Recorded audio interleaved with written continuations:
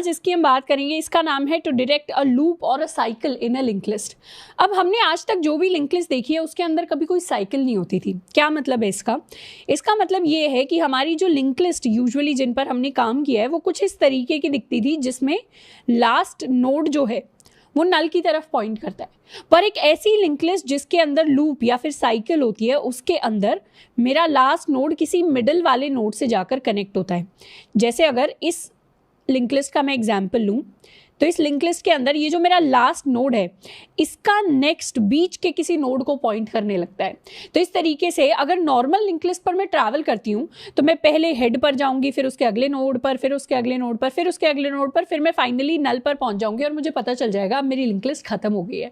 लेकिन एक लूप वाली लिंक लिस्ट के साथ एक प्रॉब्लम आती है कि मैं हेड से अगर शुरुआत करूं तो मैं नेक्स्ट इस नोड पर आ जाऊंगी, नेक्स्ट इस नोड पर, फिर इस नोड पर, फिर इस नोड पर, फिर इस नोड पर, फिर इस नोड पर, इस नोड पर, एंड अब मैं लास्ट नोड के जब नेक्स्ट पर जाना चाहूंगी तो मैं नल पर नहीं जाऊंगी। इस नोड के बाद मैं दोबारा से मिडिल वाले नोड पर आ जाऊंगी और इस तरीके से मैं एक साइकिल में बार बार घूमती रहूंगी। तो ये प्रॉब्लम आती है कि जब भी हमारी लिंक लिस्ट के अंदर एक लूप बन जाता है तब उस लिंक लिस्ट का हमें कोई एंड कभी भी नहीं मिलता। और अगर हमें पहले से नहीं पता होता कि लिंक लिस्ट के अंदर साइकिल बन रही है या नहीं बन रही तो उस केस में हमारा कोड इस इनफाइनाइट लूप के अंदर फंस कर रह जाता है। तो ऐसे केसेस में बहुत इंपॉर्टेंट हो जाता है पता करना कि लिंक लिस्ट के अंदर एक साइकिल या एक लूप एक्चुअली फॉर्म हुआ है या नहीं। अब किसी लिंक लिस्ट के अंदर कोई साइकिल फॉर्म हुई है उसको ढूंढने के लिए हम क्या करेंगे, एक एल्गोरिथम का यूज करेंगे। इस एल्गोरिथम को नाम हम देते हैं फ्लॉयड्स साइकिल फाइंडिंग एल्गोरिथम। अब इसका नाम हमें याद करने की ज़रूरत नहीं है, बस इस एल्गोरिथम का जो लॉजिक रहेगा उसको हमें अच्छे से याद करना है। नाम मोस्टली कोई पूछता भी नहीं है कि तरीके का इसका नाम बताएं एल्गोरिथम का। मोस्टली लोग यही पूछते हैं कि साइकिल कैसे फाइंड आउट करेंगे, तो हमें तरीका पता होना चाहिए। तरीके के लिए यानी ये जो फ्लॉयड साइकिल फाइंडिंग एल्गोरिथम जिसको हम यूज़ करेंगे इसके लिए हम यूज करने वाले हैं 2 पॉइंटर्स का। और जो अप्रोच हम यूज करेंगे इस अप्रोच को हम पहले वाले सवालों में भी यूज कर चुके हैं। इसके लिए जो 2 पॉइंटर्स हम यूज करेंगे एक को नाम देंगे स्लो, एक को नाम देंगे फास्ट। यानी यहाँ पर जो हम अप्रोच यूज करेंगे वो होगी हमारे स्लो फास्ट पॉइंटर्स की अप्रोच। स्लो फास्ट पॉइंटर्स को हमने किसी भी लिंक लिस्ट का मिड पॉइंट फाइंड आउट करने के लिए यूज किया था। अब हम इनको फाइंड आउट करने के लिए यूज करेंगे एक साइकिल का। स्लो फास्ट पॉइंटर्स में से हमारा जो स्लो पॉइंटर होता है वो 1 की छलांग लगाता है यानी 1 स्टेप से हमेशा आगे बढ़ता है, और हमारा फास्ट पॉइंटर हमेशा 2 की छलांग लगाता है यानी 2 स्टेप से आगे बढ़ता है। तो इसी चीज का हम फायदा उठा रहे होंगे। मैं क्या करने वाली हूँ पहले मैं बता देती हूँ कि हम करेंगे क्या इस एल्गोरिथम के अंदर, फिर मैं उसका आपको मैथमेटिकल लॉजिक दिखा रही हूँगी। हम क्या करेंगे, हम स्लो वाले पॉइंटर को इनिशियलाइज कर देंगे हेड के साथ और हम फास्ट पॉइंटर को भी इनिशियलाइज कर देंगे हेड के साथ। उसके बाद हम क्या करेंगे, स्लो को मूव करवाएंगे बाय 1। तो स्लो मेरा मूव होकर आ जाएगा इस पोजीशन पर, फिर फास्ट को मूव करवाऊंगी बाय 2 तो फास्ट मूव होकर आ जाएगा इस पोजीशन पर, फिर स्लो को मूव करवाऊंगी बाय 1 तो स्लो आ जाएगा यहाँ पर, एंड फास्ट मेरा आ जाएगा 2 पोजीशन आगे यानी यहाँ पर। फिर स्लो को एक और पोजीशन से मूव करवाऊंगी तो स्लो आ जाएगा यहाँ पर, एंड फास्ट अब आ जाएगा मेरा 2 पोजीशन आगे यानी इस पॉइंट पर। यहाँ पे हमने एक छोटी सी चीज हम साथ के साथ नोटिस करते हुए चलते हैं कि शुरू में स्लो एंड फास्ट के बीच में कितना डिफरेंस था, कितना डिस्टेंस था। शुरुआत में यानी जब 0 मूव्स थे तो दोनों के बीच में जो डिस्टेंस था this distance was equal to 0। क्या मैं कह सकती हूँ जैसे ही एक मूव हुआ यानी स्लो ने यहाँ पर जंप ले ली और मेरे फास्ट ने यहाँ पर जंप ले ली तो दोनों के बीच में डिस्टेंस कितना हुआ, दोनों के बीच में डिस्टेंस हो गया 1। यानी जैसे ही एक मूव हो गई दोनों के बीच में डिस्टेंस 1 हो गया। फिर जैसे ही इन्होंने तीसरी जंप ली यानी जब मेरा स्लो यहाँ पर आ गया था और उस टाइम पर मेरा फास्ट यहाँ पर था तो दोनों के बीच में डिस्टेंस कितना था, दोनों के बीच में डिस्टेंस था 2 के बराबर। तो क्या मैं कह सकती हूँ जब दोनों ने 2 मूव्स ले ली तो दोनों के बीच में डिस्टेंस वॉज 2। अब जब इन्होंने 3 मूव्स ले लिए तो मेरा स्लो यहाँ पर है और मेरा फास्ट अब यहाँ पर आ गया है तो इनके बीच में डिस्टेंस कितना है, डिस्टेंस है इनके बीच में 1, 2 एंड 3 के बराबर। तो क्या मैं कह सकती हूँ जब इन्होंने 3 मूव्स ले लिए तब इनके बीच में डिस्टेंस है 3 के बराबर। इसी चीज़ को हम बाद में जाकर यूज़ करेंगे प्रूव करने के लिए कि क्यों मेरी एल्गोरिदम वर्क करती है। बट यहाँ से मुझे ये लॉजिक समझ में आ गया कि जब एक भी मूव नहीं होती तब दोनों के बीच में डिस्टेंस 0 है। जब एक एक मूव ले ली उन्होंने तो डिस्टेंस उनका बढ़कर 1 हो गया। जब एक एक मूव और ले ली उन्होंने, 2 मूव्स ले ली टोटल, तो डिस्टेंस बढ़कर 2 हो गया। फिर अगली मूव में 3 हो गया, फिर 4 हो गया, फिर 5 हो गया। इस तरीके से दोनों के बीच का डिस्टेंस बढ़ता रहेगा। अब वापस से आते हैं अपने स्लो फास्ट पर। स्लो ने एक और मूव ली और अगले नोड पर चला गया। फास्ट ने एक और मूव ली और 2 नोड आगे चला गया। यानी यहां से एक छलांग लगाकर यहां पहुंचते हैं और यहां से भी एक छलांग लगाई तो वापस से हम यहां पहुंचते हैं। तो मेरा फास्ट आ गया है इस नोड के ऊपर। अब स्लो ने क्या किया, स्लो ने एक और छलांग लगाई तो लास्ट में यहां पर था, अब मेरा स्लो यहां आ गया। अब फास्ट 2 छलांग लगाएगा तो पहले यहां आएगा फिर यहां आएगा, तो फास्ट मेरा इधर आ गया। अब स्लो ने दोबारा एक और छलांग लगाई तो मेरा स्लो अब यहां पर आ गया। फास्ट ने 2 छलांग लगाई तो पहले यहां आएगा फिर यहां आएगा, तो मेरा फास्ट भी यहां पर आ गया। अब मैं क्या करने वाली हूं, पुरानी जो इनकी मूव्स थी उन सबको मैं डिलीट करने वाली हूं और अपनी फाइनल मूव की तरफ देखते हैं। फाइनल मूव के अंदर क्या हुआ, फाइनल मूव के अंदर स्लो और फास्ट वापस से आकर एक नोड के ऊपर मिल गए हैं। यानी मेरे पास जो लिंक लिस्ट थी उसमें जो साइकिल बन रही थी उस साइकिल की किसी एक नोड के ऊपर वापस से स्लो एंड फास्ट मीट कर रहे हैं। और जैसे ही किसी भी साइकिल के अंदर या किसी भी लिंक लिस्ट के अंदर मैं स्लो फास्ट को चलाऊं और वो मीट कर जाए, इनके मीट करने का मतलब है कि मेरी लिंक लिस्ट के अंदर साइकिल एग्जिस्ट करती है। तो जैसे ही दोनों पॉइंटर्स, दोनों वेरिएबल्स दोबारा से मीट कर जाएंगे, स्लो की वैल्यू जैसे ही फास्ट के इक्वल हो जाएगी वैसे ही साइकिल के लिए हम कर देंगे ट्रू। यानी मेरी इस लिंक लिस्ट के अंदर एक साइकिल एग्जिस्ट करती है। और अगर स्लो और फास्ट कभी मीट ही नहीं किए तो उस केस में मैं रिटर्न कर दूंगी फॉल्स, यानी मेरी लिंक लिस्ट के अंदर कोई साइकिल एग्जिस्ट नहीं करती। इसको कंपेयर करूं अगर मैं एक नॉर्मल लिंक लिस्ट के साथ, मान लेते हैं मेरी एक नॉर्मल लिंक लिस्ट होती जिसके अंदर कोई साइकिल नहीं थी, ये एंड कर रही होती नल के साथ, तो क्या होता, यहाँ पर मेरा स्लो होता, उसके बाद मेरा फास्ट होता। तो शुरुआत में स्लो 1 मूव चलता तो यहाँ आ जाता, फास्ट 2 मूव चलता तो यहाँ आ जाता, फिर स्लो 1 मूव चलता तो यहाँ आ जाता, फास्ट 2 मूव चलता तो यहाँ आ जाता। अब स्लो 1 मूव चल सकता है पर फास्ट 2 मूव नहीं चल सकता क्योंकि नल का कोई नेक्स्ट नहीं है, इसीलिए हमें यहाँ पर रुकना पड़ता। ऐसे केस में जब मेरे पास सिंगल एक लिंक लिस्ट होती है जिसमें कोई भी लूप नहीं है, उस केस में मुझे एक पॉइंट पर रुकना पड़ता है क्योंकि फास्ट के पास कोई जगह ही नहीं है आगे जाने के लिए। और ऐसे केसेस में कभी भी स्लो एंड फास्ट शुरुआत के बाद कभी दोबारा मीट नहीं करते। शुरू में तो दोनों की पोजीशन हेडी होती है तो वहां पे तो मीट करते ही हैं, पर उसके बाद कभी मीट नहीं करते।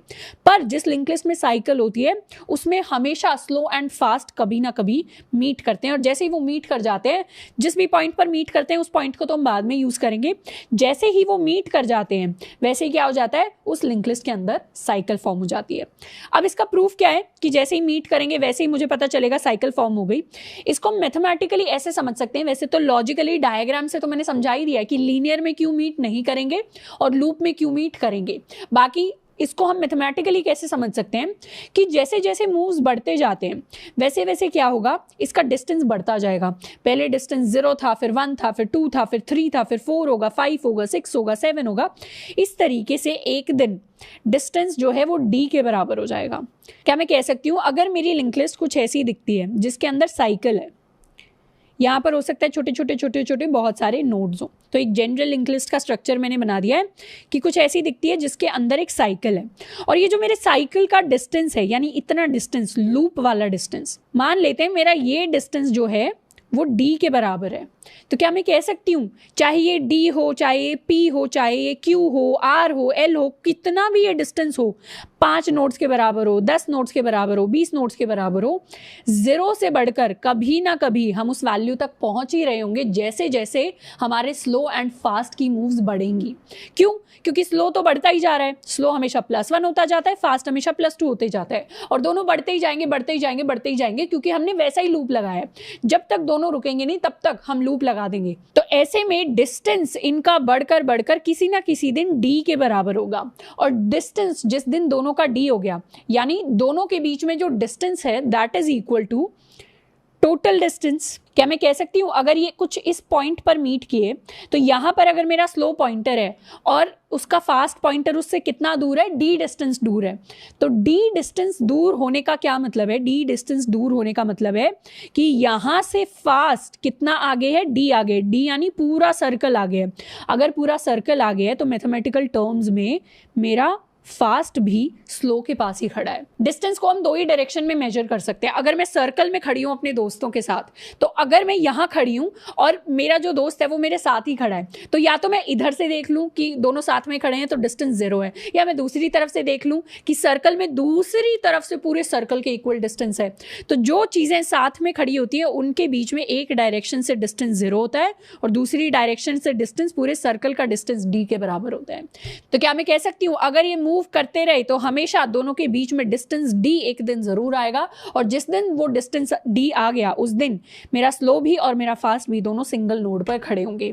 This is mathematically always true in case of a loop. तो लूप हम कैसे डिटेक्ट करेंगे, लूप हम डिटेक्ट करेंगे अपनी स्लो फास्ट अप्रोच से। इसके लिए कोड हम कुछ इस तरीके से लिख सकते हैं कि शुरुआत में मैं अपना स्लो पॉइंटर लूंगी जिसको इनिशियलाइज करूंगी हेड के साथ, एंड अपने फास्ट को भी मैं इनिशियलाइज करूंगी अपने हेड के साथ। फिर मुझे क्या करना है, एक लूप चलाना है। कब तक लूप चलाना है, जब तक मेरा या तो फास्ट नल के इक्वल नहीं हो जाता या फिर मेरे फास्ट का नेक्स्ट नल के इक्वल नहीं हो जाता।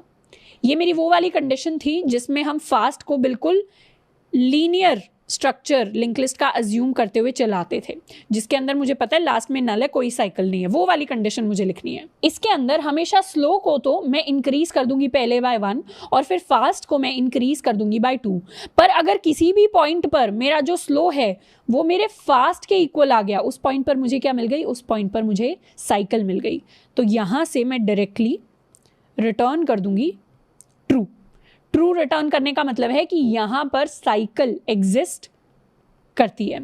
नहीं तो अगर मान लेते हैं अगर साइकिल एग्जिस्ट नहीं करती और ये नॉर्मल सी लिंक लिस्ट होती जिसमें लास्ट में नल आता, तो एक दिन फास्ट या तो यहाँ आ जाएगा या यहाँ आ जाएगा और ये हम लूप से बाहर निकल जाएंगे। इस लूप से बाहर निकलने का मतलब ये होगा कि ये वाली कंडीशन कभी एग्जिस्ट ही नहीं करती और इसका मतलब मेरी साइकिल जो है मेरी लिंक लिस्ट के अंदर है ही नहीं।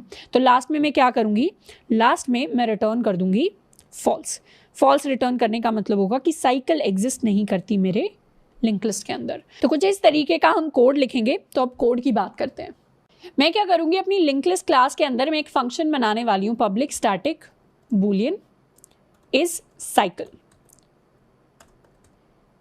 इनफैक्ट मैं यहां पर स्टैटिक नहीं रखूंगी, मैं इसको सिर्फ इस साइकिल बनाऊंगी। इसके अंदर सबसे पहले हम एक स्लो पॉइंटर डिफाइन करेंगे जिसकी शुरुआत होगी हेड के साथ। फिर हम एक फास्ट पॉइंटर डिफाइन करेंगे, उसकी शुरुआत भी होगी हेड के साथ। अब मुझे एक लूप चलाना है जब तक मेरा है तो fast is not equal to null and जब तक मेरे फास्ट का next is not equal to null. अब मुझे पता है ये वाली जो कंडीशन है ये मेरी वो वाली कंडीशन है जिसमें एक नॉर्मल लिंक लिस्ट है बिना साइकिल वाली। तो हर बार मैं क्या करूंगी, स्लो को बना दूंगी स्लो का नेक्स्ट, तो ये हो गई मेरी +1 वाली मूव, और फास्ट को मैंने बना दिया फास्ट के नेक्स्ट का नेक्स्ट, तो ये हो गई मेरी +2 वाली मूव। लास्ट में चेक कर लूंगी कि अगर कहीं भी स्लो की वैल्यू फास्ट की वैल्यू के इक्वल हो गई तो उस केस में मुझे पता है मुझे रिटर्न करना है ट्रू, यानी साइकिल एग्जिस्ट करती है। अगर ऐसा नहीं हो पाया तो उस केस में मैं रिटर्न कर दूंगी फॉल्स। फॉल्स रिटर्न करने का मतलब है कि साइकिल डजंट एग्जिस्ट। इसको कर लेते हैं सेव। अब क्या करूंगी, मेन फंक्शन में मैं अपने हेड को इनिशियलाइज करने वाली हूं एक नई नोड के साथ 1। अब इस हेड का जो नेक्स्ट है उसको मैं भी एक नई नोड के साथ इनिशियलाइज करूंगी। ये आप अपने कोड में भी खुद से कर सकते हैं, वरना इस साइकिल का कोड अगर हम किसी और प्लेटफॉर्म पर जाकर परफॉर्म कर रहे हैं, कहीं पर किसी कोडिंग टेस्ट में मुझे इस साइकिल का ये फंक्शन लिखना है तो फिर मुझे लिंक लिस्ट बनाने की जरूरत नहीं है। बाकी अभी मैं मेन फंक्शन के अंदर एक ऐसी लिंक लिस्ट बना रही हूँ जिसके अंदर साइकिल एग्जिस्ट करती है।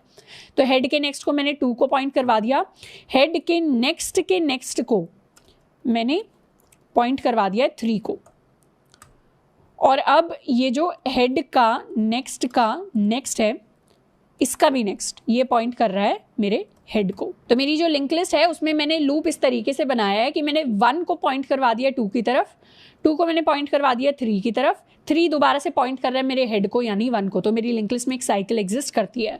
तो मैं अपने हेड के लिए कॉल कर दूंगी हेड डॉट इज, या मैं इसको अगर स्टैटिक टाइप का बना दूं तो मैं कॉल कर दूंगी इज साइकिल को। इसको करते हैं सेव एंड नाउ रन।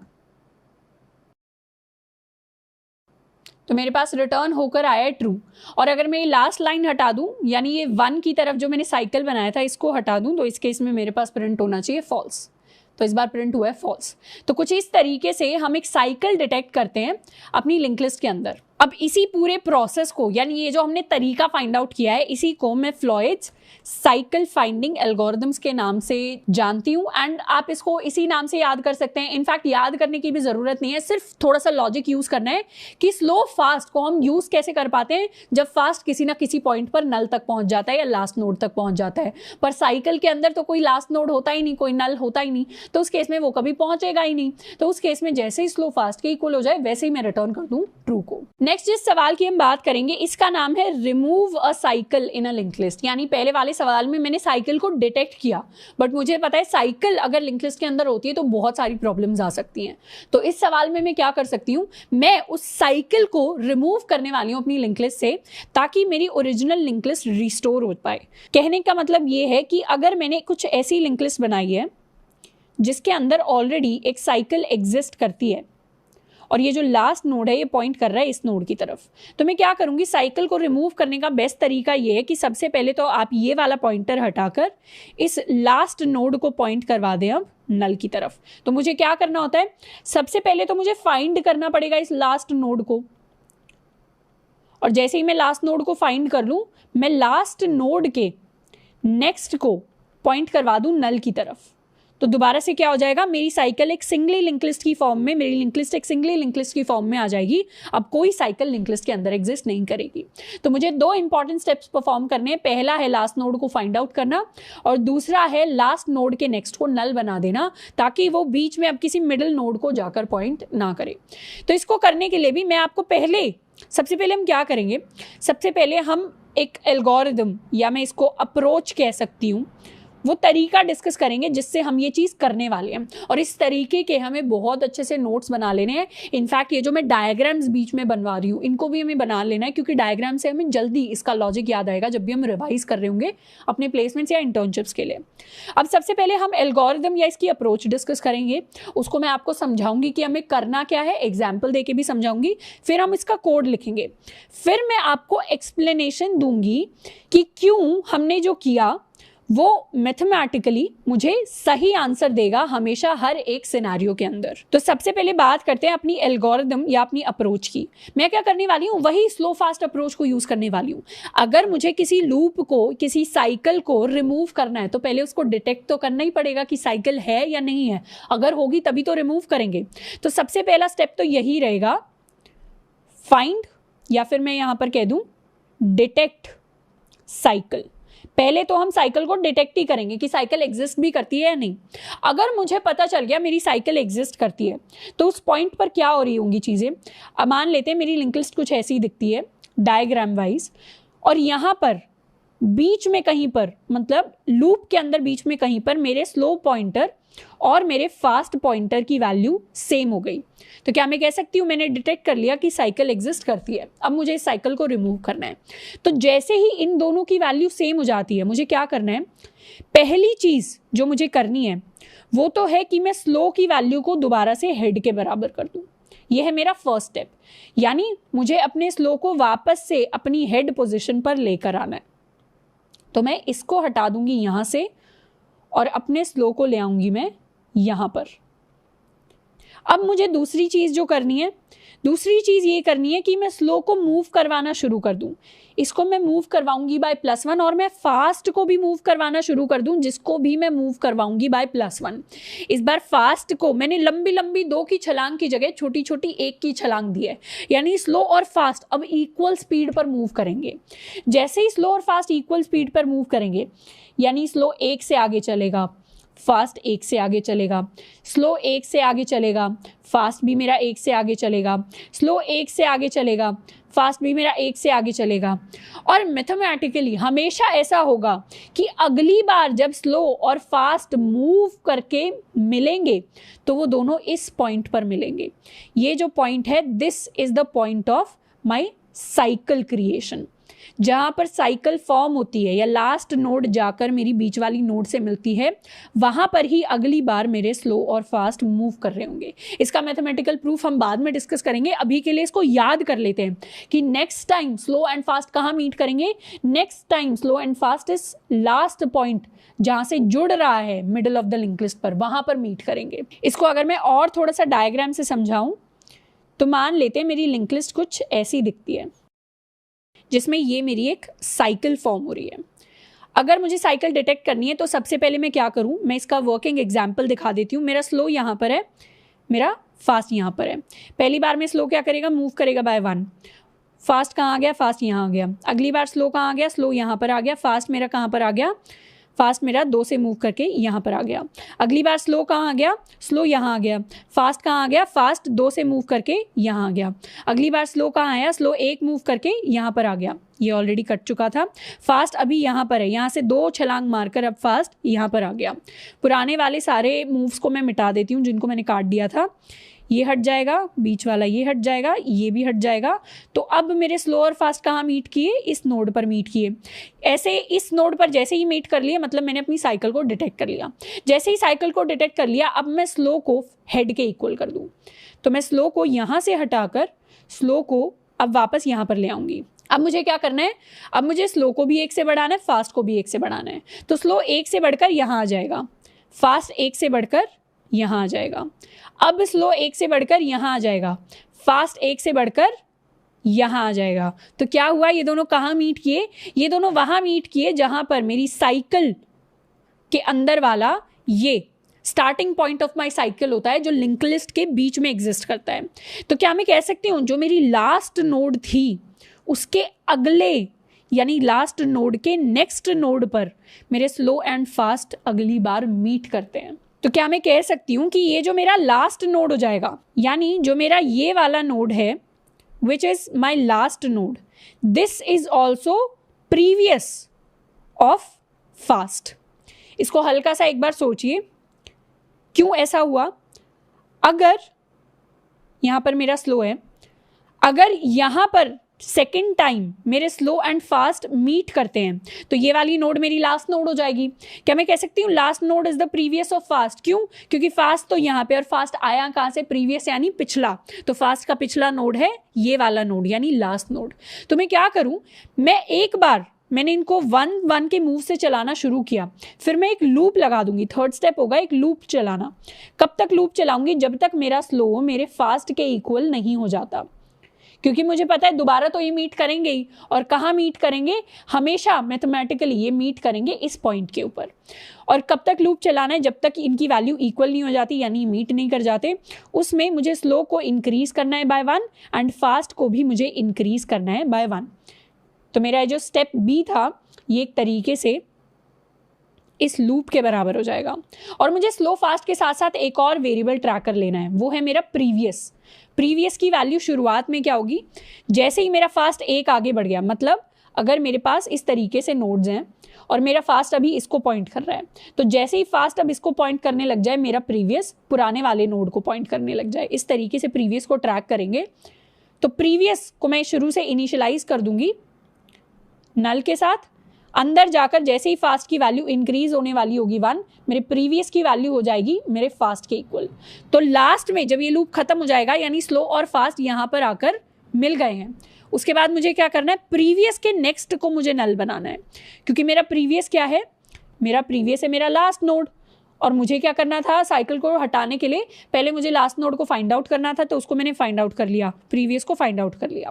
फिर मुझे क्या करना था, लास्ट नोड के नेक्स्ट को नल बनाना था, तो मैं प्रीवियस के नेक्स्ट को नल बना दूंगी। तो कुछ ऐसा कोड होगा किसी भी लिंक लिस्ट के अंदर साइकिल को रिमूव करने का। मैं इसके एक हल्की सी समरी भी दे देती हूँ, उसके बाद हम कोड लिखेंगे। सबसे पहले तो मैं साइकिल को डिटेक्ट करूँ, जैसे मैंने पिछले क्वेश्चन में किया। उसके बाद मैं स्लो को हेड के ऊपर डाल दूं, यानी हेड की वैल्यू से स्लो अब दोबारा से री इनिशियलाइज हो गया। अब एक लूप चला दूं जिसमें मैं प्रीवियस को ट्रैक करने वाली हूँ। प्रीवियस की वैल्यू को इनिशियलाइज तो कर दूंगी नल के साथ, और ये लूप तब तक चलेगा जब तक मेरे स्लो और फास्ट की वैल्यू इक्वल नहीं हो जाती।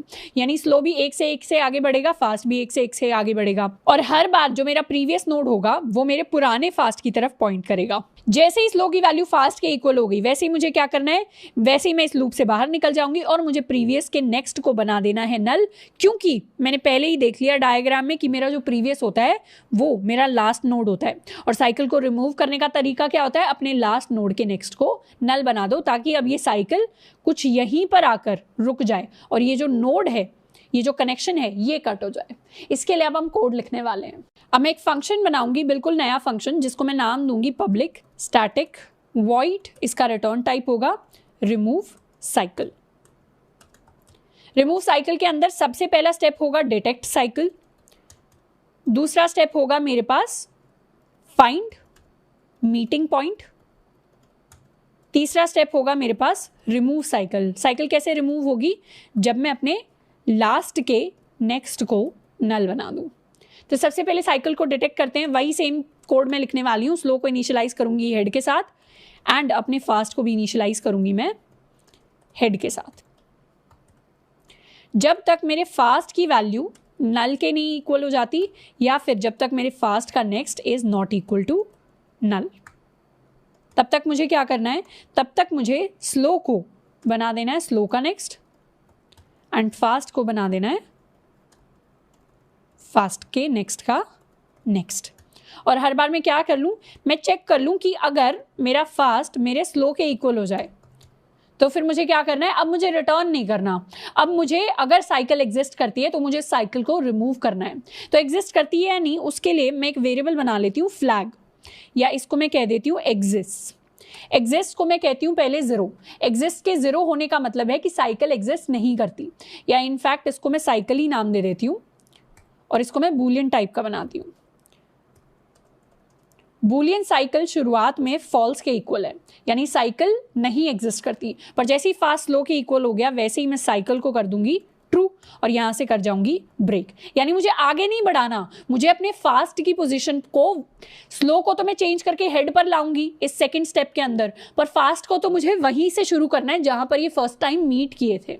इसीलिए इसके आगे मैं नहीं बढ़ाना चाहती, मैं यहीं से ब्रेक कर जाऊंगी। लास्ट में चेक कर लूंगी कि अगर मेरी साइकिल की वैल्यू फॉल्स है, उस केस में साइकिल एग्जिस्ट नहीं करती, तो मैं रिटर्न कर जाऊं अपने कोड से। बाकी अगर एग्जिस्ट करती है तो अब मुझे क्या करना है, मीटिंग पॉइंट को फाइंड आउट करना है। तो मैं दोबारा से अपने स्लो को इनिशियलाइज कर दूं हेड के साथ, और अब मैं एक लूप चला दूं जब तक मेरे स्लो की वैल्यू मेरे फास्ट की वैल्यू के इक्वल नहीं होती। मुझे क्या करना है, मुझे अपने प्रीवियस को ट्रैक करना है। तो एक नोड ले लेती हूँ प्रीवियस, जिसको इनिशियलाइज कर दूंगी नल के साथ। हर बार मेरा जो प्रीवियस है उसमें फास्ट की वैल्यू पहले स्टोर होगी, फिर स्लो को मैं बढ़ा दूंगी by 1, slow is equal to slow का नेक्स्ट, और फास्ट को भी बढ़ा दूंगी by 1, fast is equal to fast का नेक्स्ट। ये मेरा लूप मैंने चलाया। इस लूप के अंदर जब हम इस लूप से बाहर निकलेंगे तो स्लो की वैल्यू फास्ट की वैल्यू के इक्वल होगी, और मेरे प्रीवियस के अंदर मेरा क्या स्टोर हो जाएगा, मेरा लास्ट नोड स्टोर हो जाएगा। लूप से बाहर निकलकर मुझे अपने लास्ट नोड को नल करना है, तो मैं अपने प्रीवियस के नेक्स्ट को, लास्ट नोड के नेक्स्ट को मुझे नल करना है, तो प्रीवियस के नेक्स्ट को मैं नल के इक्वल कर दूंगी। ये मैंने कंप्लीट कोड लिख लिया है अपने रिमूव साइकिल के लिए। तो पहला स्टेप था डिटेक्ट साइकिल, उसको मैंने वही सेम कोड लिखा है जो पहले लिखा था, बस एक एक्स्ट्रा वेरिएबल यूज किया है ये साइकिल वाला, ट्रैक करने के लिए कि साइकिल एग्जिस्ट भी करती है या नहीं। उसके बाद मैंने मीटिंग पॉइंट को फाइंड आउट किया है दोनों के, जैसे ही स्लो फास्ट के इक्वल हो गया मतलब वो सेकंड टाइम मीट कर गए, और फिर मैंने लास्ट नोड के नेक्स्ट को नल कर दिया, यानी प्रीवियस के नेक्स्ट को मैंने नल कर दिया है। इसको कर लेते हैं सेव। अब मेन फंक्शन के अंदर मैंने एक लिंक लिस्ट बनाई थी जिसके अंदर साइकिल होती है, यानी 1 2 की तरफ जा रहा है, 2 3 की तरफ जा रहा है, 3 अब दोबारा से 1 की तरफ जा रहा है। पहले तो मैं देखूंगी इनके अंदर साइकिल एग्जिस्ट करती है या नहीं, उसके बाद कॉल करूंगी मैं रिमूव साइकिल को, फिर दोबारा से देखूंगी अब साइकिल एग्जिस्ट करती है या नहीं। तो इसको सेव कर लेती हूँ and now I run it. एक एक्सेप्शन आया है, एक्सेप्शन कौन सी लाइन पर आया है, एक्सेप्शन आया मेरे पास 273 लाइन पर, मतलब मेरे प्रीवियस के अंदर समहाउ एक नल वैल्यू है। एक्सेप्शन क्या कह रहा है कि हम नेक्स्ट असाइन नहीं कर सकते क्योंकि आपका जो लोकल वेरिएबल है दैट इज नल, मतलब प्रीवियस के अंदर अभी भी नल है, प्रीवियस की वैल्यू चेंज नहीं हुई है। ऐसा क्यों हुआ? रिमूव साइकिल के अंदर ऊपर डिटेक्ट में मैंने स्लो एंड फास्ट को इनिशियलाइज किया है हेड के साथ। साइकिल में मैंने डाला है शुरुआत में फॉल्स, जैसे ही साइकिल ट्रू हो जाएगा वैसे ही हम बाहर आ जाएंगे। अपने वेरिएबल्स को सबको चेक कर लेते हैं। फास्ट को भी नल के इक्वल मैंने चेक किया है, फास्ट के नेक्स्ट को नल के इक्वल चेक किया है। उसके बाद मुझे स्लो को वापस से हेड पर लेकर आना होता है। मैं अपने प्रीवियस को नल से इनिशियलाइज करती हूँ। जब तक मेरा स्लो की वैल्यू फास्ट की वैल्यू के इक्वल नहीं हो जाती तब तक मेरा लूप चलता है। प्रीवियस की वैल्यू फास्ट की वैल्यू के इक्वल है, स्लो को मैंने स्लो का नेक्स्ट बनाया, फास्ट को मैंने फास्ट का नेक्स्ट बनाया है। मैं क्या करूँगी, एक बार मैं अपनी इस लिंक लिस्ट के लिए एक बार इस सिचुएशन को डायग्राम के थ्रू एनालाइज करूँगी। मैंने क्या किया था, मैंने अपने कोड के अंदर एक लिंक लिस्ट बनाई है अपने मेन फंक्शन के अंदर, जहाँ मैंने कॉर्नर केस को टच किया है। कॉर्नर केस को कैसे टच किया है, मैंने लिंक लिस्ट बनाई है जिसमें हेड के अंदर 1 स्टोर्ड है, फिर वो 2 को पॉइंट कर रही है, फिर एक थर्ड नोड है 3 एंड थर्ड का जो नेक्स्ट है that is equal to my head. तो मेरी लिंक लिस्ट ने क्या किया, मेरे कोड ने क्या किया, यहाँ पर पहले मेरा स्लो था और यहीं पर मेरा फास्ट था। तो कोड के अंदर पहले मैंने स्लो को इंक्रीज करके किया, यहाँ पर फास्ट को मैंने इंक्रीज करके किया यहाँ पर। उसके बाद स्लो चलेगा बाय 1, तो स्लो मेरा यहाँ पर आ गया और फास्ट मेरा कहाँ पर आ गया, फास्ट 2 आगे बढ़कर यहाँ से आगे 1 बढ़ेगा 2 बढ़ेगा, दोबारा यहाँ पर आ गया। अब स्लो इंक्रीज करेगा बाय 1, तो स्लो मेरा यहाँ पर आ गया, फास्ट इंक्रीज करेगा बाय 2, तो एक यहाँ आया, फिर अब यहाँ आया, तो मेरे फास्ट की वैल्यू अब यहाँ पर आ गई। तो फर्स्ट टाइम मेरे स्लो एंड फास्ट जहाँ पर मीट कर रहे हैं मेरी लिंक लिस्ट के अंदर, जिस लिंक लिस्ट को मैंने बनाया है अपने मेन फंक्शन के अंदर, वो हेड के अंदर मीट कर रहे हैं, मतलब हेड के ऊपर ही दोनों मीट कर रहे हैं। तो ये वाला एक कॉर्नर केस होता है। यूजुअली हमारे पास कैसे केसेस आते हैं लिंक लिस्ट में, लिंक लिस्ट में कुछ इस तरीके की लिंक लिस्ट होती है जिसमें जो लास्ट नोड है वो बीच वाले किसी नोड की तरफ कनेक्ट कर रही होती है, पर यहाँ पर डायरेक्टली हेड नोड के ऊपर लास्ट नोड मेरी कनेक्ट कर रही है। इट्स लाइक नेक्स्ट यहाँ नहीं होता, नेक्स्ट यहाँ हो जाता। हमारे जो कॉन्टेस्ट होते हैं या हमारे प्लेटफॉर्म्स होते हैं उसमें यूजुअली फुल साइकिल फॉर्म नहीं हो रही होती है। हमें जिस साइकिल के लिए कोड लिखना है उस साइकिल में हम मिडल में कहीं पर कनेक्ट कर रहे होते हैं। तो हम क्या करेंगे, हम मिडल के लिए अपने कोड को रन करने वाले हैं। तो मैं अपनी मेन फंक्शन में मैंने गलत लिंक लिस्ट बना दी है, गलत साइकिल बना दी है, वहां पर मैं एक सही साइकिल वाली लिंक लिस्ट को क्रिएट करूंगी। तो इस सिनेरियो के लिए मैं अपनी लिंक लिस्ट को हल्का सा चेंज करने वाली हूं। लिंक लिस्ट के अंदर पहले तो एक नोड बना लेती हूं, temporary is equal to new node of 3 या न्यू नोड ऑफ 2। ये जो टेम्पररी है ये मेरा 2 बनेगा और यहाँ पर टेम्पररी से कनेक्ट होंगे हम, फिर आएंगे 3 एंड 3 कनेक्ट होगा अब टेम्पररी के साथ। इट्स बेसिकली लाइक मैंने 1 को 2 से कनेक्ट किया, 2 को 3 से किया, अब मैं 3 को 2 से कनेक्ट करने वाली हूँ, डायरेक्टली 1 के साथ नहीं। इस केस में अगर मैं सेव करूँ और अपने सेम कोड को रन करूँ तो वहाँ पर मेरे पास आउटपुट आएगा पहले ट्रू, क्योंकि पहले मेरी एक साइकिल एग्जिस्ट करती है, फिर आउटपुट मेरे पास आएगा फॉल्स। यानी ऐसा सिनेरियो जिसमें हेड से कभी मुझे कनेक्ट ही नहीं करना पड़े, उस केस में हमेशा मेरे पास क्या होगा, उस केस में इस सेम कोड को मैं यूज कर सकती हूँ। इनफैक्ट आप डिफरेंट कोडिंग प्लेटफॉर्म्स पर जाएंगे, आप मान लीजिए आप लीड कोड पर चले गए या किसी और प्लेटफॉर्म पर चले गए, वहां पर यूजुअली यही वाली केसेस होते हैं जिसमें हेड से कनेक्ट नहीं होता, तो मुझे वहां पर यही वाला सेम कोड लिखना है। तो कुछ इस तरीके से हम कोड लिखते हैं अपने रिमूव साइकिल का, जब भी मुझे अपनी लिंक लिस्ट के अंदर से एक साइकिल को रिमूव करना होता है। अब बात करेंगे कि हमने जो भी प्रोग्राम लिखा है, जो भी हमने प्रोसेस रखा कि दोबारा से हम इनको चलाएंगे बाय 1 और फिर मैं लास्ट नोड को नल करूंगी, इसके पीछे का मैथमेटिकल एक्सप्लेनेशन क्या है। अब हम क्या करने वाले हैं, थोड़ा सा मैथ के साथ खेलने वाले हैं। पहले तो मैं एक डायग्राम बना लेती हूँ अपनी सिचुएशन का। हमने एक लिंक लिस्ट को कंसिडर किया जो क्या करती है, बीच में जाकर कहीं पर कनेक्ट हो जाती है किसी नोड के साथ। तो क्या मैं इस डिस्टेंस को x कह सकती हूँ कि यहाँ से लेकर यहाँ तक का जो भी डिस्टेंस है इसको मैंने x कह दिया। और क्या मैं कह सकती हूँ कि मेरे जो पूरी लिंक लिस्ट का लूप है वो लूप कवर करता है टोटल डिस्टेंस d के बराबर। इतनी सिचुएशन को मैंने कंसिडर कर लिया। अब अगर फर्स्ट टाइम मैंने अपनी साइकिल को डिटेक्ट किया होगा, यानी मेरा जो फर्स्ट स्टेप होता था डिटेक्ट साइकिल वाला, उसके अंदर मैंने क्या किया था, शुरू में स्लो को चलाया था बाय 1 और फास्ट को चलाया था बाय 2, तो दोनों जहाँ जाकर कहीं पर मिले होंगे। मैं मान लेती हूँ कि दोनों का जो मीटिंग पॉइंट होगा वो कुछ यहाँ पर होगा। यहाँ पर भी मेरा स्लो है और यहाँ पर भी मेरा फास्ट है। तो इस मीटिंग पॉइंट के डिस्टेंस को क्या मैं कह दूं कि मेरा जो इतना डिस्टेंस है, इतना डिस्टेंस लूप के अंदर, this distance is my distance equal to y। तो ये मेरा x डिस्टेंस है, ये मेरा y डिस्टेंस है। तो क्या कह सकती हूँ, by default this distance is equal to d minus Y. Total distance d है, उसमें से y आपने हटा दिया तो d माइनस वाई रह गया। तो मैंने इस डिस्टेंस को d माइनस वाई कह दिया। ये इंपॉर्टेंट है, मैथमेटिकल टर्म्स में मैंने डायग्राम में कौन से डिस्टेंस को क्या कहा है उसको मैंने देख लिया, बिल्कुल लॉजिकल है। मैंने मान लिया इसको मैं x कहूँगी, इसको मैं y कहूँगी, जितने डिस्टेंस पे मीट किए हैं स्टार्टिंग पॉइंट से दूर, इसको मैं d माइनस वाई कह दूंगी, और अंदर वाला जो टोटल है that is equal to d। अब जब मैंने अपनी एल्गोरिदम के स्लो को यहाँ से हटाकर दोबारा उसे इनिशियल पॉइंट पर मैं लेकर आई, तो अब मैं फास्ट को बाय 1 चलाऊंगी और मैं अपने स्लो को भी बाय 1 चलाऊंगी। अब अगर मैं सोचूं कि दोबारा ये जाकर कहीं पर मिलेंगे, क्योंकि मुझे पता तो है ही अगर मैं स्लो और फास्ट को किसी एक साइकिल वाली लिंक लिस्ट के अंदर छोड़ दूं तो वो कहीं ना कहीं मिलेंगे ज़रूर। अब मुझे फाइंड आउट करना है वो मिलेंगे कहाँ, या कि मैं मैथमेटिकली प्रूव करूंगी कि वो इसी पॉइंट पर मिलेंगे। मान लेते हैं स्लो एंड फास्ट अगर यहाँ पर मिले हैं, तो उनके यहाँ पर मिलने की मैथमेटिकल कंडीशन क्या कहती है कि स्लो ने मिलने से पहले कितना डिस्टेंस कवर किया होगा। स्लो ने जो डिस्टेंस कवर किया होगा that is equal to x plus a into D plus Y.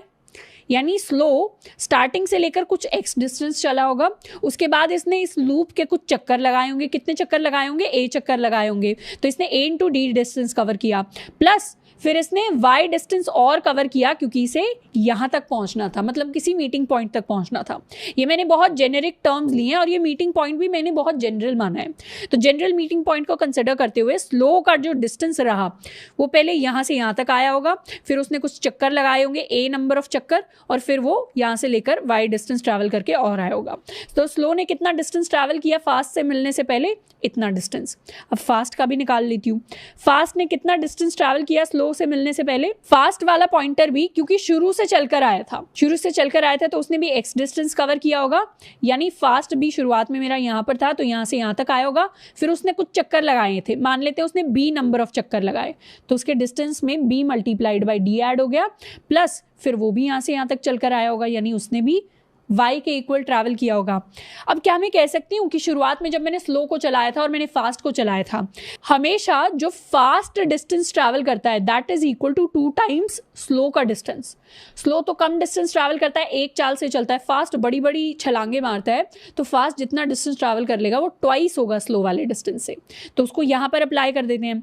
Fast का डिस्टेंस कितना, फास्ट का distance is x plus B into D plus Y. Slow का डिस्टेंस कितना, स्लो का distance is x plus A D plus Y. इसको मैं multiply कर दूंगी 2 के साथ, तो मेरे पास मेरी ये इक्वेशन आती है। इस इक्वेशन को अगर मैं सॉल्व करूं तो क्या मैं कह सकती हूं कि x plus Y is equal to my B D minus 2ad, या my x is equal to d को मैंने कॉमन ले लिया b minus 2a minus Y. अब ये जो b है ये भी मेरा कोई कांस्टेंट है, यानी कितने चक्कर काटे कोई कांस्टेंट वैल्यू होगी, a भी कोई कांस्टेंट वैल्यू होगी। b माइनस 2a कोई कांस्टेंट वैल्यू k के बराबर है, जैसे मैथ के अंदर रिप्लेस करते थे। तो इससे क्या मैं कह सकती हूँ that my x is equal to K D minus Y. ये मेरे पास सबसे इंपॉर्टेंट इक्वेशन आती है प्रूफ की, जहां पर मेरा जो x डिस्टेंस है, this x distance is always equal to K D minus Y. क्या मैं के डी माइनस वाई की थोड़ी सी फॉर्म चेंज करके इसको लिख सकती हूँ, this is equal to K minus 1 into D plus D minus Y. मैंने क्या किया, के डी को लिख दिया के माइनस 1 डी प्लस डी के बराबर। तो k माइनस 1d यानी इस d डिस्टेंस वाले लूप को या इस साइकिल को k माइनस 1 टाइम्स ट्रैवल करना, ये मुझे समझ आ गया। d माइनस वाई को कितना डिस्टेंस है, d माइनस वाई ये वाला डिस्टेंस है। तो क्या मैं कह सकती हूँ कि जितने टाइम में मेरा ये जो स्लो है, जितने टाइम में x कवर होगा डिस्टेंस, उतने टाइम में मेरा d माइनस वाई प्लस इतना डिस्टेंस कवर हो सकता है। इसको कहने का मतलब है कि एक पॉइंटर अगर इतना डिस्टेंस ट्रैवल करे और दोनों सेम स्पीड पे चले तो दूसरा पॉइंटर इतना डिस्टेंस ट्रैवल करेगा। तो ये स्लो पॉइंटर से अगर मैं x डिस्टेंस चलवा दूं, मतलब स्लो को मैं हेड पर ले आऊं और उससे मैं x डिस्टेंस चलवा दूं और वो यहाँ पर आ जाए, तो उतने में फास्ट पॉइंटर भी स्लो वाली स्पीड से चल के कितना डिस्टेंस ट्रैवल करेगा, वो पहले तो k माइनस 1 डी के इक्वल ट्रैवल करेगा। यहाँ से उसने शुरू किया था तो k माइनस 1 चक्कर लगा लेगा इस लूप के और दोबारा से यहीं पर पहुंच जाएगा। फिर क्या करेगा, d minus Y distance travel करेगा, यानी यहां से यहां तक पहुंचेगा। और जब स्लो यहाँ से x डिस्टेंस ट्रैवल करके आया, इसने पहले कुछ चक्कर लगाए और ये भी फिर d minus Y distance travel करके आया, तो दोनों इस पॉइंट पर मीट करेंगे। ये this distance is equal to d minus Y. यहाँ से अगर शुरू करते हैं, लॉजिकली सोचें, यहाँ से शुरू करते हैं और k-1 चक्कर लगाते हैं इस लूप के और दोबारा से d-y डिस्टेंस ट्रैवल करते हैं, तो हम इस पॉइंट पर पहुंचते हैं, which is the point of creation of my cycle in a link list. तो इसका जो प्रूफ है वो बहुत हेविली मैथमेटिकल है। इस प्रूफ को मैं आपको सजेस्ट नहीं करूंगी कि आप याद रखें, इसको इंट्यूटिवली हमें सोचना है। आप नोट्स के अंदर इसको जरूर लिख लें ताकि एक्सप्लेनेशन में अगली बार जब हमें रिवाइज करना हो तब हमें याद रहे। बाकी इस प्रूफ के मुझे रट्टे नहीं मारने, इसको बस समझना है, समझेंगे तो इसका सॉल्यूशन भी याद रहेगा। क्या समझना है? ये समझना है कि मैथमेटिकली मैंने ये प्रूव कर दिया कि कोई भी पॉइंटर यहाँ से इतने डिस्टेंस ट्रैवल करेगा तो दूसरा पॉइंटर k-1 लूप्स लगाकर यहाँ से यहाँ तक पहुँच जाएगा। और लकीली मेरे पास दोनों पॉइंटर्स पहले से हैं, यानी स्लो मेरे पास पहले से था। स्लो क्योंकि यहाँ पर था तो मैंने क्या किया, स्लो को यहाँ पर लगाकर उससे x डिस्टेंस ट्रैवल करवाया। इतने में ये भी यहाँ से आकर यहाँ पर इससे मीट कर जाएगा। So this is my mathematical proof for removing a cycle in a link list. Next हम बात करने वाले हैं जावा के जावा कलेक्शंस फ्रेमवर्क के बारे में। अब जावा के अंदर बहुत सारी क्लासेस एंड बहुत सारे इंटरफेसेस का ग्रुप होता है, जिसकी वजह से हमारे पास बहुत सारे इनबिल्ट डेटा स्ट्रक्चर्स होते हैं। यानी जैसे मैंने लिंक लिस्ट को स्क्रैच से बनाया, उसे मुझे स्क्रैच से बनाने की जरूरत नहीं थी, क्योंकि ऑलरेडी एक लिंक लिस्ट जिसके अंदर वो सारे मेथड्स जो मैंने बनाए हैं वो पहले से एग्जिस्ट करते हैं जावा के अंदर। इससे पहले लिंक लिस्ट से पहले मैंने एरे लिस्ट नाम का एक टॉपिक पढ़ा था। तो एरे लिस्ट के अंदर जो सारी की सारी चीज़ें थी, सारे के सारे मेथड्स थे, उनको हमने बनाया नहीं था स्क्रैच से। क्यों? क्योंकि एरे लिस्ट जावा के अंदर पहले से एग्जिस्ट करती थी। मुझे बस ऊपर क्या लाइन लिखनी पड़ती थी, मुझे लिखना पड़ता था java.util.arrayList को मुझे क्या करना पड़ता था, इंपोर्ट करना पड़ता था। तो किसी चीज़ को इंपोर्ट करने का मतलब है, किसी पैकेज को, क्लास को, इंटरफेस को इंपोर्ट करने का मतलब है कि ऑलरेडी वो जावा के अंदर बनी हुई है। किसके अंदर बनी हुई है? मेरे यूटिल पैकेज के अंदर।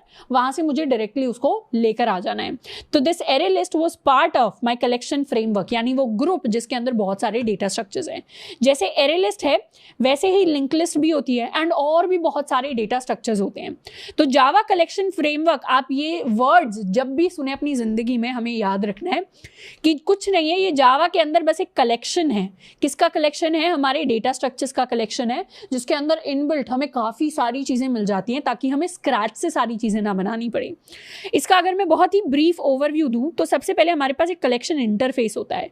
इस इंटरफेस से हमारे पास लिस्ट इंटरफेस आता है। लिस्ट इंटरफेस से मेरे पास एक एरे लिस्ट क्लास आती है, जिसको मैंने लास्ट चैप्टर के अंदर यूज किया था। और इसी लिस्ट से मेरे पास एक लिंक लिस्ट क्लास आती है, जिसको हम अगले वाले लेक्चर के अंदर, अगली वाली वीडियो के अंदर देख रहे होंगे। इसके साथ साथ मुझे एक स्टैक नाम का डेटा स्ट्रक्चर भी मिलता है, इसके ऊपर भी हम चैप्टर पढ़ेंगे। मुझे अपना एक हैश सेट नाम का भी एक डेटा स्ट्रक्चर मिलता है, इसके बारे में भी हम एक चैप्टर पढ़ेंगे। उसके साथ साथ मुझे अपनी क्यू नाम का भी एक डेटा स्ट्रक्चर मिलता है, इसके बारे में भी हम चैप्टर पढ़ेंगे। मुझे अपने मैप्स मिलते हैं, हैश मैप्स मिलते हैं, इनके ऊपर भी हम एक चैप्टर पढ़ेंगे। तो काफ़ी सारे डेटा स्ट्रक्चर्स मेरे जावा कलेक्शन फ्रेमवर्क के अंदर बने हुए हैं, जिन डेटा स्ट्रक्चर्स को हम मेनली यूज करेंगे जावा कलेक्शन फ्रेमवर्क में, यानी जीसीएफ के जिन स्ट्रक्चर्स को हम यूज करेंगे उनमें से सबसे पहले तो हमारा एरे लिस्ट आ जाता है। उसके बाद हम लिंक लिस्ट को भी अभी यूज करना सीखेंगे। आगे वाले चैप्टर्स में हम स्टैक को सीखेंगे, क्यू को हम सीखेंगे, अपने सेट्स को सीखेंगे, अपने मैप्स को सीखेंगे। तो सारे इंपॉर्टेंट डेटा स्ट्रक्चर्स तो ये हैं। उसके अलावा अगर आप खुद से थोड़ा रिसर्च करें तो एक बार जब हम ये सारे कवर कर लेंगे तो एक दो अगर रह जाता है, जैसे इनम मैप का हम इतना यूज नहीं करते, ना ही आपको इतना कोई प्रैक्टिकली जरूरत पड़ेगी, पर अगर हम चाहें तो इसको भी जाकर एक्सप्लोर कर सकते हैं। तो इस तरीके से एक पूरा का पूरा कलेक्शन होता है जावा के अंदर of classes of interfaces that are used to implement inbuilt data structures in Java। अब यहाँ पर सबसे पहला सवाल आपके दिमाग में आ सकता है कि दीदी जब ऑलरेडी सारी चीजें एग्जिस्ट करती हैं तो मैं डेटा स्ट्रक्चर को स्क्रैच से क्यों बनाऊं? कि मैंने लिंक लिस्ट के लिए जो वो ऐड फर्स्ट, ऐड लास्ट, ऐसे वाले फंक्शंस लिखे, मेथड्स लिखे, उनका लॉजिक समझा, वो मैंने क्यों समझा?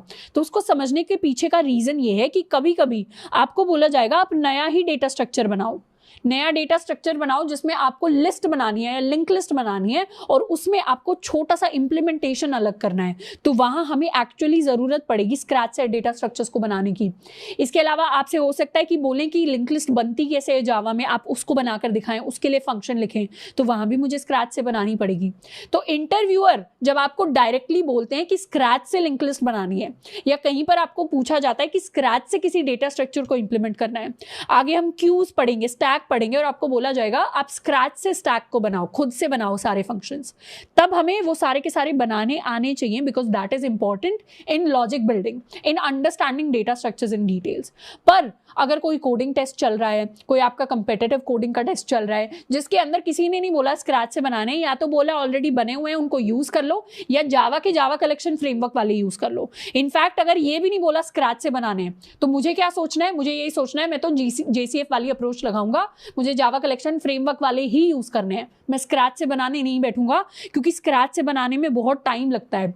तो जब तक आपसे बोला नहीं जाए कि स्क्रैच से बनाने हैं, तब तक हमें क्या करना है, जावा कलेक्शन फ्रेमवर्क को यूज करना है। अगर बोल दिया तो स्क्रैच से बनाने हैं, तो इसीलिए मुझे स्क्रैच वाली अप्रोच भी पता होनी चाहिए क्योंकि वो भी पूछ लेते हैं, और मुझे जावा कलेक्शन फ्रेमवर्क के बारे में भी पता होना चाहिए क्योंकि वो हम मैक्सिमम टाइम यूज कर रहे होंगे। अब सबसे पहले बात करते हैं कि लिंक लिस्ट को हम जावा कलेक्शन फ्रेमवर्क्स के अंदर कैसे यूज करते हैं, कैसे इंप्लीमेंट करते हैं।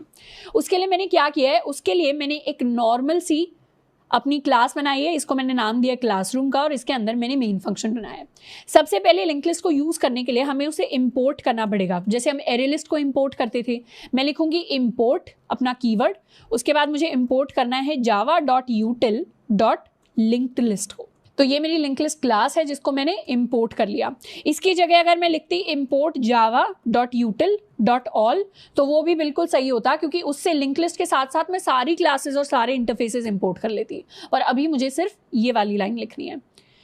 फिर इसको मेन फंक्शन में सबसे पहले सीखेंगे हम क्रिएट कैसे करते हैं, उसके बाद मैं बताऊंगी कि हम इसमें ऐड कैसे करते हैं, फिर मैं बताऊंगी हम रिमूव कैसे करते हैं।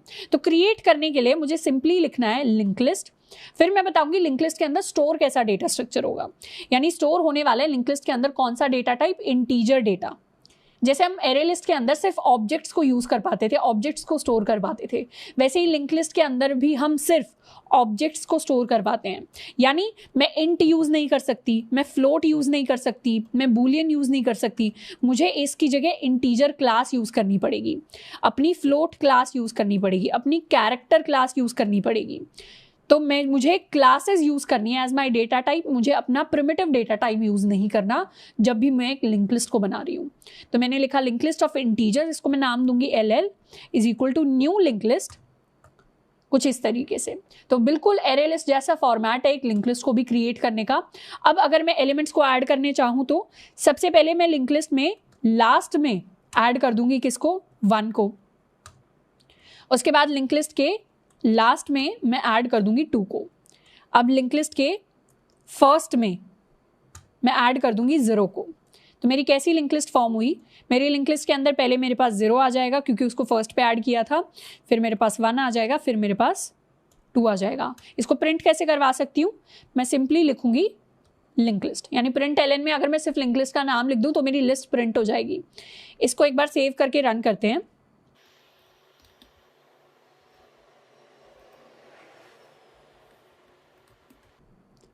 आउटपुट में मेरे पास आई है मेरी लिंक लिस्ट जिसमें पहले 0 वाला नोड है, फिर 1 वाला नोड है, फिर 2 वाला नोड है। यहाँ एक बहुत स्पेशल चीज़ आपने नोटिस की होगी कि वो जो पूरा सरदर्द था ना कि ऐड लास्ट का मुझे अपना पूरा का पूरा फंक्शन लिखना है, मेथड लिखना है, ऐड फर्स्ट का मेथड लिखना है, इसको प्रिंट करवाने के लिए मेथड लिखना है, वो सारी चीज़ें मुझे नहीं करनी पड़ी। मुझे क्या करना पड़ा, ऊपर बस एक इम्पोर्ट की मैंने सिंपल सी लाइन लिखी है, उसके बाद मैंने अपनी लिंक लिस्ट बना दी है, उसके बाद मैंने अपने फंक्शंस को कर लिया है और फिर मैंने अपनी लिंक लिस्ट को प्रिंट करवा दिया है। तो इतना सा सिंपल सा, जैसे फर्स्ट टाइम मैंने सीखा था तो मुझे तो लगा था कि मुझे बेवकूफ़ बना दिया गया, या मैंने क्यों सीखा स्क्रैच वाली चीज़ जब मैं ये कर सकती हूँ। पर वो भी इंपॉर्टेंट है, वो इसलिए इंपॉर्टेंट है क्योंकि किसी दिन अगर इंटरव्यूअर ने पूछ लिया या कहीं किसी क्वेश्चन में आपको स्क्रैच से इंप्लीमेंट करनी पड़ गई तो वहाँ थोड़ी सी मुश्किल हो जाएगी। इसीलिए लॉजिक बनाना है तो डेटा स्ट्रक्चर स्क्रैच से बनाने ज़रूर आने चाहिए। यहाँ मैंने ऐड कर दिया, अब मैं लिंक लिस्ट से रिमूव भी कर सकती हूँ। मैं पहले तो रिमूव लास्ट कर दूंगी, रिमूव लास्ट, उसके बाद मैं एक रिमूव फर्स्ट वाला भी फंक्शन कॉल करूंगी। तो पहले लिंक लिस्ट से मैंने रिमूव लास्ट किया तो 2 हट जाएगा, फिर रिमूव फर्स्ट किया तो 0 हट जाएगा। उसके बाद मैं लिंक लिस्ट को प्रिंट भी करवा लेती हूँ। इसको करते हैं सेव एंड नाउ रन। तो लास्ट में 2 हट गया, फिर मेरा 0 हट गया, तो लिंक लिस्ट के अंदर एक सिंगल नोड रह गया विच इज इक्वल टू 1। तो जब भी हमें किसी कोडिंग टेस्ट के अंदर या किसी कंपेटिटिव प्रोग्रामिंग के अंदर अब लिंक लिस्ट को इंप्लीमेंट करना है जावा कोड में, तो हम इसका यूज़ करेंगे। अगर मैं अपनी लिंक लिस्ट क्लास का जावा कलेक्शन फ्रेमवर्क का यूज़ करती हूँ तो एक तो बहुत सारे फायदे होते हैं, तो स्क्रैच से इंप्लीमेंट नहीं करना पड़ता, टाइम बच जाता है, एफर्ट बच जाता है। उसके साथ साथ सारे जो फंक्शंस हैं यूजुअली ऑप्टिमाइज्ड होते हैं, मतलब बेस्ट टाइम कॉम्प्लेक्सिटी के साथ हमें सारे के सारे फंक्शंस मिलते हैं। खुद से स्क्रैच से हमें वो बेस्ट टाइम कॉम्प्लेक्सिटी वाले कॉर्नर केसेस हैंडल नहीं करने पड़ते। नेक्स्ट मैं जिस सवाल की बात करूंगी इसका नाम है merge sort on a link list. तो मर्ज सॉर्ट सॉर्टिंग का एल्गोरिदम है, इसको टाइम लगता है n log n के बराबर, और इसको हमने ऑलरेडी यूज कर रखा है। मर्ज सॉर्ट को हमने यूज किया था या हमने इसको सीखा था जब हमने डिवाइड एंड कॉन्कर वाला चैप्टर पढ़ा था। किसके अंदर? रिकर्जन के अंदर डिवाइड एंड कॉन्कर को पढ़ा था, और उसमें मैंने एक एरे को सॉर्ट किया था। अब एरेस को कैसे सॉर्ट करते थे मर्ज सॉर्ट से? सबसे पहले तो मैं एक एरे का मिड फाइंड आउट कर लेती थी, फिर मैं उस एरे को 2 पार्ट्स में डिवाइड कर लेती थी। एक होता था मेरा लेफ्ट हाफ, एक होता था मेरा राइट हाफ। फिर मैं क्या करती थी, इंडिविजुअली इस लेफ्ट हाफ को मैं सॉर्ट करती थी और इंडिविजुअली इस राइट हाफ को मैं सॉर्ट करती थी।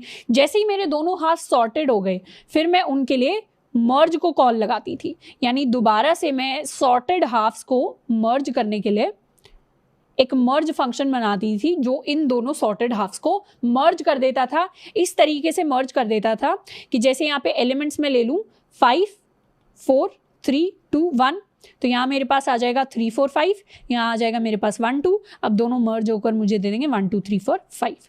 तो कुछ इस तरीके का प्रोसेस मैं अप्लाई करती हूँ जब भी मैं मर्ज सॉर्ट की बात करती हूँ।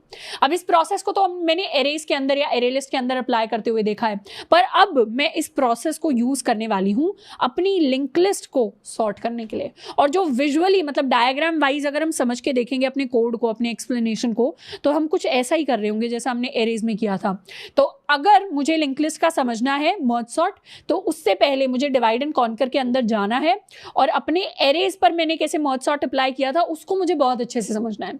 अगर मुझे वो बहुत अच्छे से समझ में आ गया है तो ये लिंक लिस्ट वाला मुझे समझ में आने में कोई परेशानी नहीं होगी।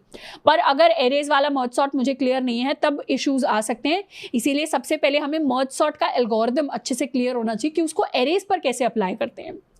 अब बात करते हैं लिंक लिस्ट पे कैसे अप्लाई करेंगे। लिंक लिस्ट पर अप्लाई करने के लिए हम जो मर्ज सॉर्ट है उसको 3 पार्ट्स में परफॉर्म करेंगे।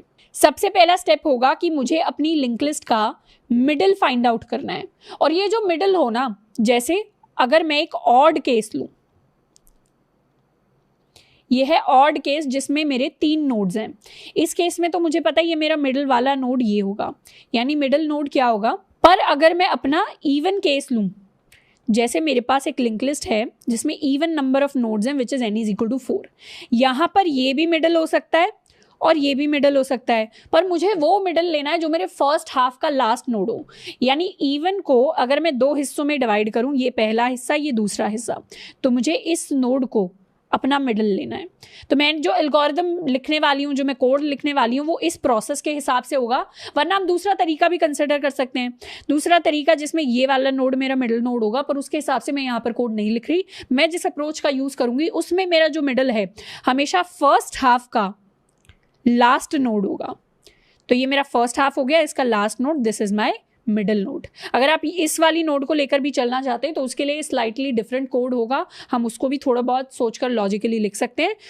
यहाँ पर मैं ये वाला कोड लिख रही होंगी, तो क्या मैं कह सकती हूँ जब मेरी लिंक लिस्ट के अंदर ऑड नंबर ऑफ एलिमेंट्स होंगे तब ये मेरा फर्स्ट हाफ हो जाएगा और ये मेरा सेकेंड हाफ हो जाएगा, ताकि मेरा मिडल मेरे फर्स्ट हाफ का लास्ट नोड हो। इतनी सी छोटी सी चीज़ मुझे समझनी है। तो मिडिल को फाइंड आउट करने का स्टेप जो होगा वो मेरा फर्स्ट स्टेप होगा। जैसे ही मैंने अपने मिडिल नोड को फाइंड आउट कर लिया, तो एरेज के अंदर भी जैसे ही मैं मिड को फाइंड आउट कर दी थी वैसे ही मुझे अपने एरे को 2 हिस्सों में डिवाइड करना है। तो मैं क्या करूँ, अपनी लिंक लिस्ट को 2 पार्ट्स में डिवाइड कर दूँ। पहला पार्ट होगा my left half of the link list, दूसरा पार्ट होगा my right half of the link list. अब लेफ्ट हाफ राइट हाफ में मैं कैसे डिवाइड करूं, मैंने जो भी मिड पॉइंट फाइंड आउट किया था ना, अगर मैं मिड के नेक्स्ट को नल बना दूं, तो क्या मैं कह सकती हूँ मेरी लिंक लिस्ट 2 हिस्सों में टूट जाएगी? कैसे? अगर मेरे पास ये लिंक लिस्ट है जिसमें 4 नोड्स हैं, मैंने क्या किया, इसको as my mid find out कर लिया। अब मैं कह रही हूँ मिड के नेक्स्ट को नल बना दो। मिड के नेक्स्ट को नल बनाने का मतलब है कि अब ये लिंक लिस्ट पॉइंट कर रही है नल वैल्यू को, और यहाँ से ये वाला कनेक्शन अब हट चुका है। तो एक लिंक लिस्ट का हिस्सा हो गया ये वाला, एक लिंक लिस्ट का हिस्सा हो गया ये वाला। ये नल बनाने से पहले मैं इस वैल्यू को, इस नोड को स्टोर कर लूँगी अपने राइट हाफ के अंदर। तो ये मेरा राइट हाफ हो गया लिंक लिस्ट का, ये मेरा लेफ्ट हाफ हो गया। तो मुझे क्या करना है, पहले मिडिल फाइंड आउट करना है। मिडिल फाइंड आउट करने का कोड अभी हम डिस्कस करेंगे। फिर लेफ्ट हाफ राइट हाफ में डिवाइड करना है। कैसे डिवाइड कर सकती हूँ? मिड के नेक्स्ट को नल बनाकर। जैसे ही दोनों को डिवाइड कर दिया, वैसे ही क्या करूँ, अब मैं लेफ्ट हाफ के लिए मर्ज सॉर्ट को कॉल लगा दूँ, राइट हाफ के लिए मर्ज सॉर्ट को कॉल लगा दूँ। अब जैसे ही दोनों मर्ज होकर आ जाएंगे दोनों हिस्से, अब मुझे इन दोनों हिस्सों को मर्ज कर देना है। यानी जैसे ही मेरी लिंक लिस्ट का एक हिस्सा सॉर्ट होकर आ गया और दूसरा हिस्सा सॉर्ट होकर आ गया, अब मैं इन दोनों को मर्ज कर दूं। अब हम डिटेल में इन तीनों स्टेप्स को डिस्कस करने वाले हैं कोड वाइज। सबसे पहला स्टेप है to find out the middle of the link list. मैं अपनी लिंक लिस्ट का मिडल कैसे फाइंड आउट करती हूँ? इसके लिए ऑलरेडी मैंने कोड लिखा हुआ है मिड नोड नाम का। मिड नोड नाम का है, फाइंड मिड नोड से लिखा होगा, गेट मिड नोड से लिखा होगा। ये मैंने कहाँ लिखा था? ये मैंने तब लिखा था जब हम पैलिंड्रोम वाले सवाल को सॉल्व कर रहे थे। जब हमने वो सवाल किया था जहां पर मुझे चेक करना था क्या मेरी लिंक लिस्ट एक पैलिंड्रोम है या नहीं है, वहां पर मैंने मिडल नोड को फाइंड आउट करने के लिए इस सवाल को लिखा था। पर वहां पर जो मैंने कोड लिखा था ना, उसमें मैं एक छोटा सा चेंज करूंगी। पहले मैं उस फंक्शन को लिख देती हूँ, अगर मुझे याद नहीं है तो। आपको अगर याद नहीं है कि मिडल नोड को कैसे फाइंड आउट करते थे, तो हम क्या यूज करते थे मिडिल नोड को फाइंड आउट करने के लिए? हम स्लो फास्ट पॉइंटर का यूज करते थे। स्लो को मैं हेड से इनिशियलाइज करती थी, फास्ट को भी मैं हेड से इनिशियलाइज करती थी। एक लूप चलाती थी। कब तक लूप चलाती थी? जब तक मेरे फास्ट का my fast is not equal to null, and जब तक मेरे फास्ट का next is not equal to null, तब तक मैं एक लूप रन करती थी। और इस लूप के अंदर मैं हमेशा अपने स्लो को तो इंक्रीज करती थी बाय 1, एंड अपने फास्ट को मैं इंक्रीज करती थी बाय 2। और लास्ट में मैं क्या कह देती थी? लास्ट में कह देती थी जो मेरा स्लो है, जो मेरे स्लो की अब वैल्यू आ गई है, वही मेरा मिडिल नोड है। ये फंक्शन में लिखती थी पैलिंड्रोम वाले सवाल में to find out the middle node of my link list. पर इस सवाल में एक छोटा सा मुझे चेंज करना है। छोटा सा चेंज क्यों करना है? अगर आप इस कोड को ध्यान से देखेंगे या आपने इसको ड्राई रन करके देखा है किसी लिंक लिस्ट के ऊपर, तो आप एक पॉइंट के बाद रियलाइज करेंगे कि अगर मैं एक ऑड साइज की लिंक लिस्ट लेती हूँ, यानी मेरे पास अगर 3 नोड्स हैं लिंक लिस्ट के अंदर, तो उस केस में तो मेरा फंक्शन मुझे सही मिडिल नोड ला कर देगा, यानी जो मुझे मर्ज सॉर्ट के लिए चाहिए, मतलब ये वाली। पर अगर मैंने एक इवन केस कंसिडर कर लिया जिसमें मेरी लिंक लिस्ट के अंदर 4 नोड्स हैं, तो ये मेरा कोड क्या करेगा? ये मेरा कोड इसको एज अ मिडिल रिटर्न करेगा, जो कि गलत नहीं है। अब ये जो मिडिल इसने रिटर्न किया, क्या मैं कह सकती हूँ ये मेरे सेकंड हाफ का फर्स्ट नोड है? लेकिन मुझे सेकंड हाफ का फर्स्ट नोड नहीं चाहिए, मुझे तो फर्स्ट हाफ का लास्ट नोड चाहिए। तो इसलिए मुझे यहाँ पर एक छोटा सा चेंज करना है। क्या छोटा सा चेंज करना है? बस मैं यहाँ पर फास्ट को हेड के नेक्स्ट के साथ इनिशियलाइज कर दूँ। बस इतना सा छोटा सा चेंज मुझे करना है, तब लास्ट में जो मेरा स्लो होगा वो मेरा फर्स्ट हाफ का लास्ट नोड होगा। इसको मैं विजुअलाइज करा देती हूँ एक इवन साइज की लिंक लिस्ट के ऊपर। मान लेते हैं मेरी एक लिंक लिस्ट है जिसके अंदर मेरे पास 6 नोड्स हैं, n इज इक्वल टू 6। तो शुरुआत में क्या है? शुरुआत में मेरा स्लो भी यही है और मेरा फास्ट भी यही है। फिर मैंने फर्स्ट टाइम में स्लो को यहाँ कर दिया, फास्ट को मैंने बढ़ाकर इस पोजीशन पर कर दिया।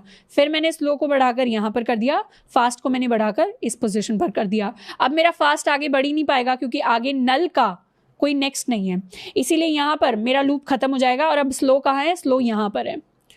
तो क्या मैं कह सकती हूँ, बाकियों को अगर मैं हटा दूँ, तो क्या मैं कह सकती हूँ कि अगर ये मेरा स्लो है तो यही मेरा मिड होगा, and my mid is the last node of the first half of my link list. तो इस तरीके से मैं अपने फर्स्ट पॉइंट को कंप्लीट करूंगी, फर्स्ट स्टेप को कंप्लीट करूंगी कि लिंक लिस्ट का हम मिडल निकाल लें। तो मैंने लिंक लिस्ट का मिडल मुझे इस कोड से निकालना है। इसको आप एज एन एल्गोरिथम लिख सकते हैं, या फिर इनफैक्ट अभी नोट्स नहीं बनाने, कोड जब आप एक बार लिख लेंगे पूरा मर्ज सॉर्ट का लिंक लिस्ट पर, उसके बाद हम नोट्स बना सकते हैं। तो उसमें आप सूडो कोड की फॉर्म में इसको लिख सकते हैं। नेक्स्ट क्या करना है? अब मुझे नेक्स्ट स्टेप परफॉर्म करना है। सेकंड स्टेप कहता है कि सबसे पहले तो आप 2 हिस्सों में तोड़ लेना है मुझे मेरी लिंक लिस्ट को। तो मेरा जो राइट वाला हिस्सा होगा, राइट का हेड, यानी अब राइट हेड किसके बराबर होगा, राइट हेड बन जाएगा मिडल का नेक्स्ट, क्योंकि मिडल तो फर्स्ट हाफ का लास्ट नोड है, फर्स्ट हाफ के लास्ट नोड से अगले वाला जो नोड होगा वहां पर सेकंड हाफ स्टार्ट हो जाएगा, यानी राइट वाला हाफ। तो मिड का next is equal to right का हेड। एंड अब मिड के नेक्स्ट को मैं बना दूंगी नल। जैसे ही मिड के नेक्स्ट को नल बना दिया, मैंने अपनी लिंक लिस्ट को 2 हिस्सों में तोड़ दिया। कहने का मतलब ये है कि मेरी लिंक लिस्ट अगर कुछ ऐसी दिखती है जहां पर ये मेरा मिडल है, तो मैं क्या करूं, इसको तो मैं कह दूं मेरा राइट हेड, और मिडल का जो नेक्स्ट है उसको मैं यहां से हटाकर पॉइंट करवा दूं नल की तरफ। तो मेरा लेफ्ट हाफ ये हो जाएगा और मेरा राइट हाफ ये हो जाएगा। अब मैं क्या करूं, मर्ज सॉर्ट को ही कॉल लगा दूं, मर्ज सॉर्ट को ही कॉल लगा दूं अपने एक तो हेड के लिए। हेड क्या है, एक तरीके से head is my left half, क्योंकि हेड अगर यहां से स्टार्ट होता है, दिस इज माय हेड, तो वो कहां पर खत्म होगा, तो वो आधी लिंक लिस्ट ही खत्म हो जाएगी, क्योंकि बीच में ही नल आ गया। और नेक्स्ट मुझे मर्ज सॉर्ट को कॉल लगानी अपने राइट हेड के लिए, which is my right half. तो मैं इसके लिए कोड लिखूंगी, दिस बिकम्स माय स्टेप 2। तो जब मैंने स्टेप 1 को भी कंप्लीट कर लिया, स्टेप 2 को भी कंप्लीट कर लिया, अब सबसे इंपॉर्टेंट स्टेप इस पूरे के पूरे कोड का, इस पूरे के पूरे सवाल का, which is to merge both the link list. Merge वाला स्टेप सबसे इंपॉर्टेंट होने वाला है, तो इसको हमें अच्छे से समझना है। मर्ज वाले स्टेप में मैं क्या करूंगी, मर्ज वाले स्टेप में जो सेम चीज मैं अपनी एरेज के साथ करती थी वही मुझे करना है। एरेज में क्या करती थी, एक टेम्पररी एरे में बना लेती थी जिसके अंदर अपने एलिमेंट्स को ऐड करती थी। कैसे ऐड करती थी, असेंडिंग ऑर्डर में। वैसे यहाँ पर मैं एक टेम्पररी लिंक लिस्ट बना लूंगी जिसमें अपने एलिमेंट्स को, अपने नोड्स को ऐड कर लूंगी। कैसे ऐड कर लूंगी, असेंडिंग ऑर्डर के अंदर। तो इसको पहले मैं डायग्राम वाइज समझा रही हूँ, उसके बाद मैं इसको आपको सूडो कोड लिखकर दिखाऊंगी। मान लेते हैं मेरा लेफ्ट हाफ रिटर्न होकर आ गया सॉर्टेड फॉर्म में, और उसके अंदर 3 नोड्स हैं, एक 5 है, एक 9 है, एक 11 है, और यहां पर आ गया मेरा second half, this is my right half. इसके अंदर पहले तो मेरे पास 3 है, उसके बाद मेरे पास 8 है। तो शुरुआत में मेरे पास 2 हेड होंगे, एक होगा मेरा लेफ्ट हेड, एक होगा मेरा राइट हेड। मैं क्या करूंगी, पहले ही एक टेम्पररी लिंक लिस्ट बना लूंगी। इस लिंक लिस्ट को मैं नाम दूंगी न्यू लिंक लिस्ट, या इसको मैं कह सकती हूँ अपनी merged link list. Merged link list, merged link list के अंदर भी अपना एक वेरिएबल होगा टेम्पररी। टेम्पररी क्या करेगा, टेम्पररी की हेल्प से हम मर्ज लिंक लिस्ट पर ट्रवर्स करेंगे। जैसे ये जो लेफ्ट हेड है इसकी हेल्प से हम आगे आगे बढ़ेंगे, राइट हेड की हेल्प से हम आगे आगे बढ़ेंगे, वैसे टेम्पररी की हेल्प से हम मर्ज लिंक लिस्ट, यानी जो मेरी फाइनल टेम्पररी लिंक लिस्ट है उसके ऊपर मैं बढ़ने वाली हूँ। This is my left head, this is my right head. और मर्ज लिंक लिस्ट के अंदर जो पहली नोड होगी उसको मैं इनिशियलाइज कर दूंगी -1 के साथ। मैं अज्यूम कर रही हूँ कि मर्ज सॉर्ट के अंदर जितना भी डेटा स्टोर होगा मेरी लिंक लिस्ट में, ओरिजिनल लिंक लिस्ट में, वो सारा ग्रेटर देन 0 होगा, मतलब पॉजिटिव डेटा है। तो एक नोड को मैं -1 कह दूं तो क्या मैं कह सकती हूँ ये मेरी डमी नोड है, डमी नोड, या इसको मैं कह सकती हूँ ऑक्सिलरी नोड, या मेरी हेल्पर नोड है, या फालतू नोड है जिसको मैं बाद में जाके डिलीट कर दूंगी। अभी मैंने इस नोड को बस इसलिए बनाया है ताकि इसके अंदर मैं और ज़्यादा डेटा को ऐड कर पाऊँ, बाकी इस नोड का अपना कोई एक्स्ट्रा यूज़ नहीं है। तो शुरुआत में टेम्पररी क्या कर रहा है, मेरी डमी नोड की तरफ पॉइंट कर रहा है।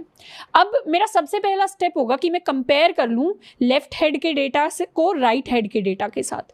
लेफ्ट हेड के डेटा में मेरे पास स्टोर्ड है 5, राइट हेड के डेटा में 3, दोनों में से जो भी छोटा होगा उसको मैं अटैच कर दूं टेम्पररी के नेक्स्ट के साथ। तो मैंने क्या किया, टेम्पररी के नेक्स्ट में, वैसे तो मेमोरी के अंदर ये 3 छोटा है, तो एक तरीके से इसका नेक्स्ट डायरेक्टली जाकर इसी नोड की तरफ पॉइंट करने लग जाएगा, फिर ये 3 वाला नोड इस नोड की तरफ पॉइंट करने लग जाएगा।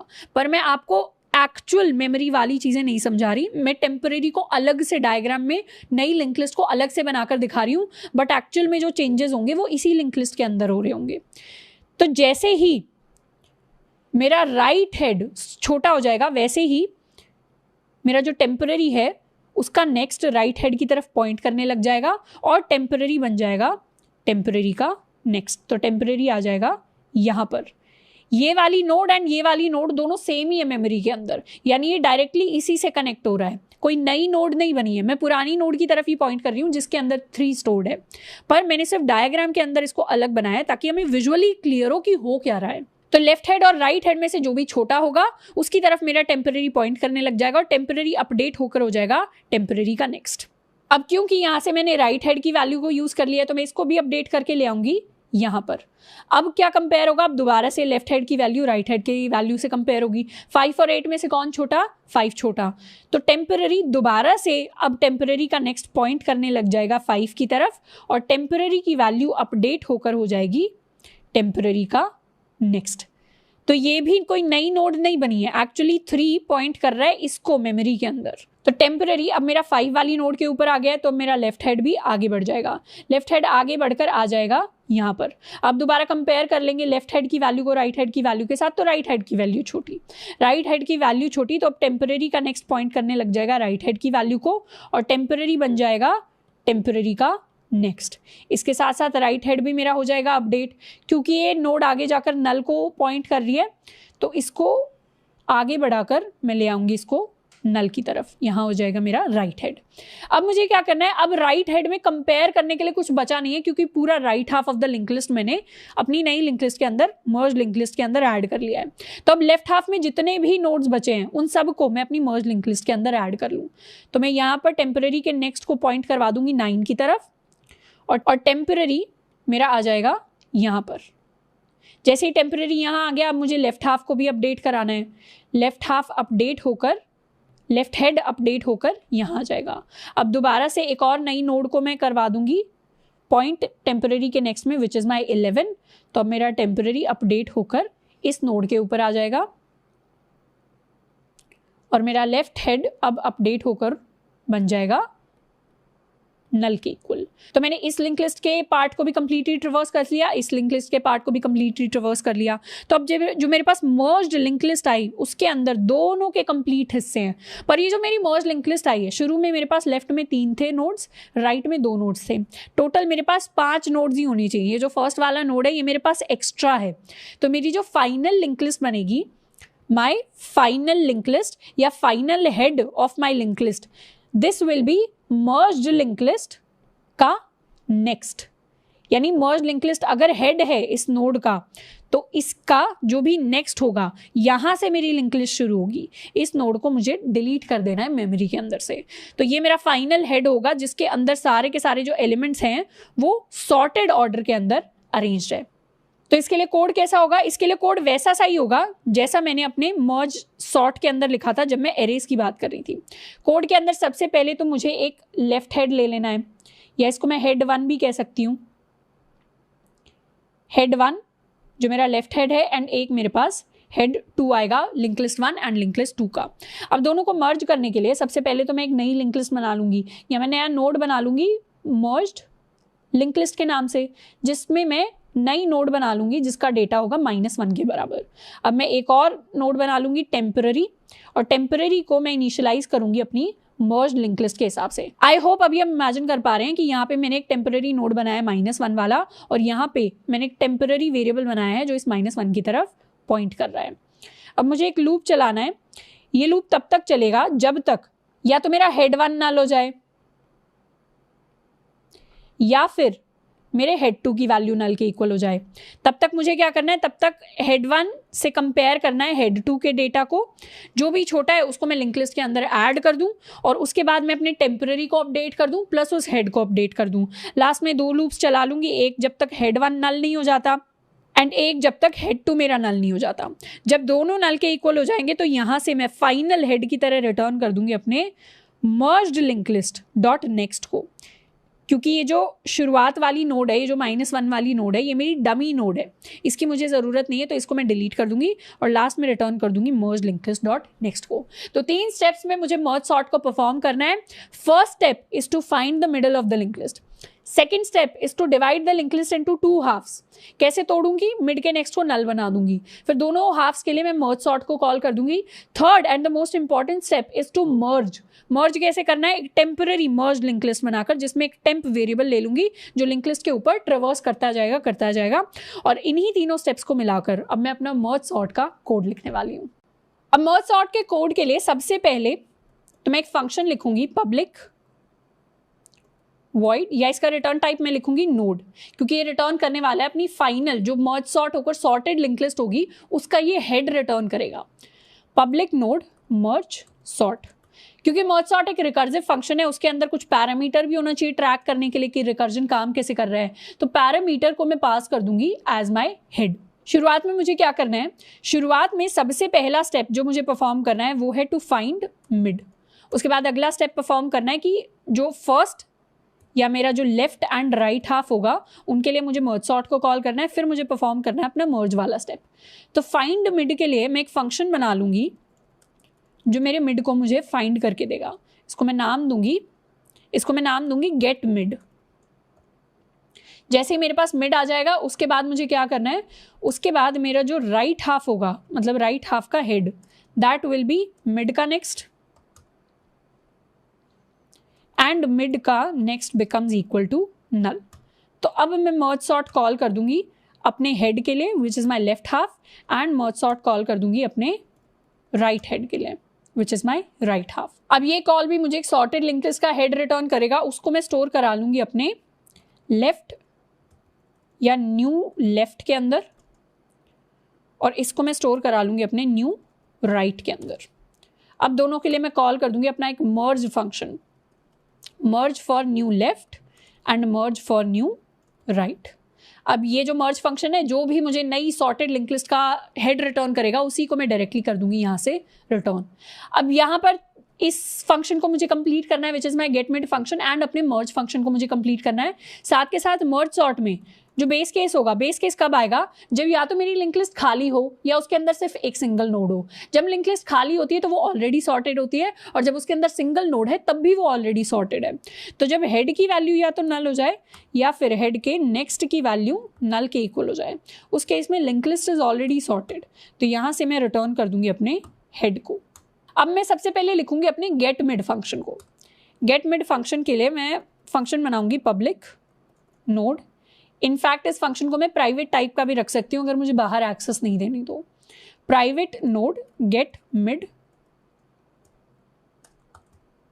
मुझे किसका मिड चाहिए, मुझे अपने हेड का मिड चाहिए, तो मैं यहाँ पास भी कर दूंगी अपना head. Node slow is equal to head, node fast is equal to head का नेक्स्ट। मुझे एक लूप तब तक रन करना है जब तक या तो मेरा fast is not equal to null and जब तक मेरे फास्ट का next is also not equal to null. हर बार मैं अपने स्लो को अपडेट कर दूं बाय 1 एंड अपने फास्ट को मैं अपडेट करने वाली हूं बाय 2। लास्ट में मैं रिटर्न कर दूंगी इसको अपने स्लो को, क्योंकि मेरा स्लो क्या बन जाएगा, my slow is my mid node. ये मैंने गेट मिड को कंप्लीट कर लिया है। इसी तरीके से अब मैं अपने मर्ज फंक्शन को कंप्लीट करने वाली हूँ। मर्ज फंक्शन के लिए मैं लिखूंगी प्राइवेट नोड मर्ज। मर्ज के अंदर एक तो आता है हेड 1, दूसरा मेरे पास आएगा हेड 2। हेड 1 है मेरा लेफ्ट का हेड, हेड 2 है मेरे राइट का हेड।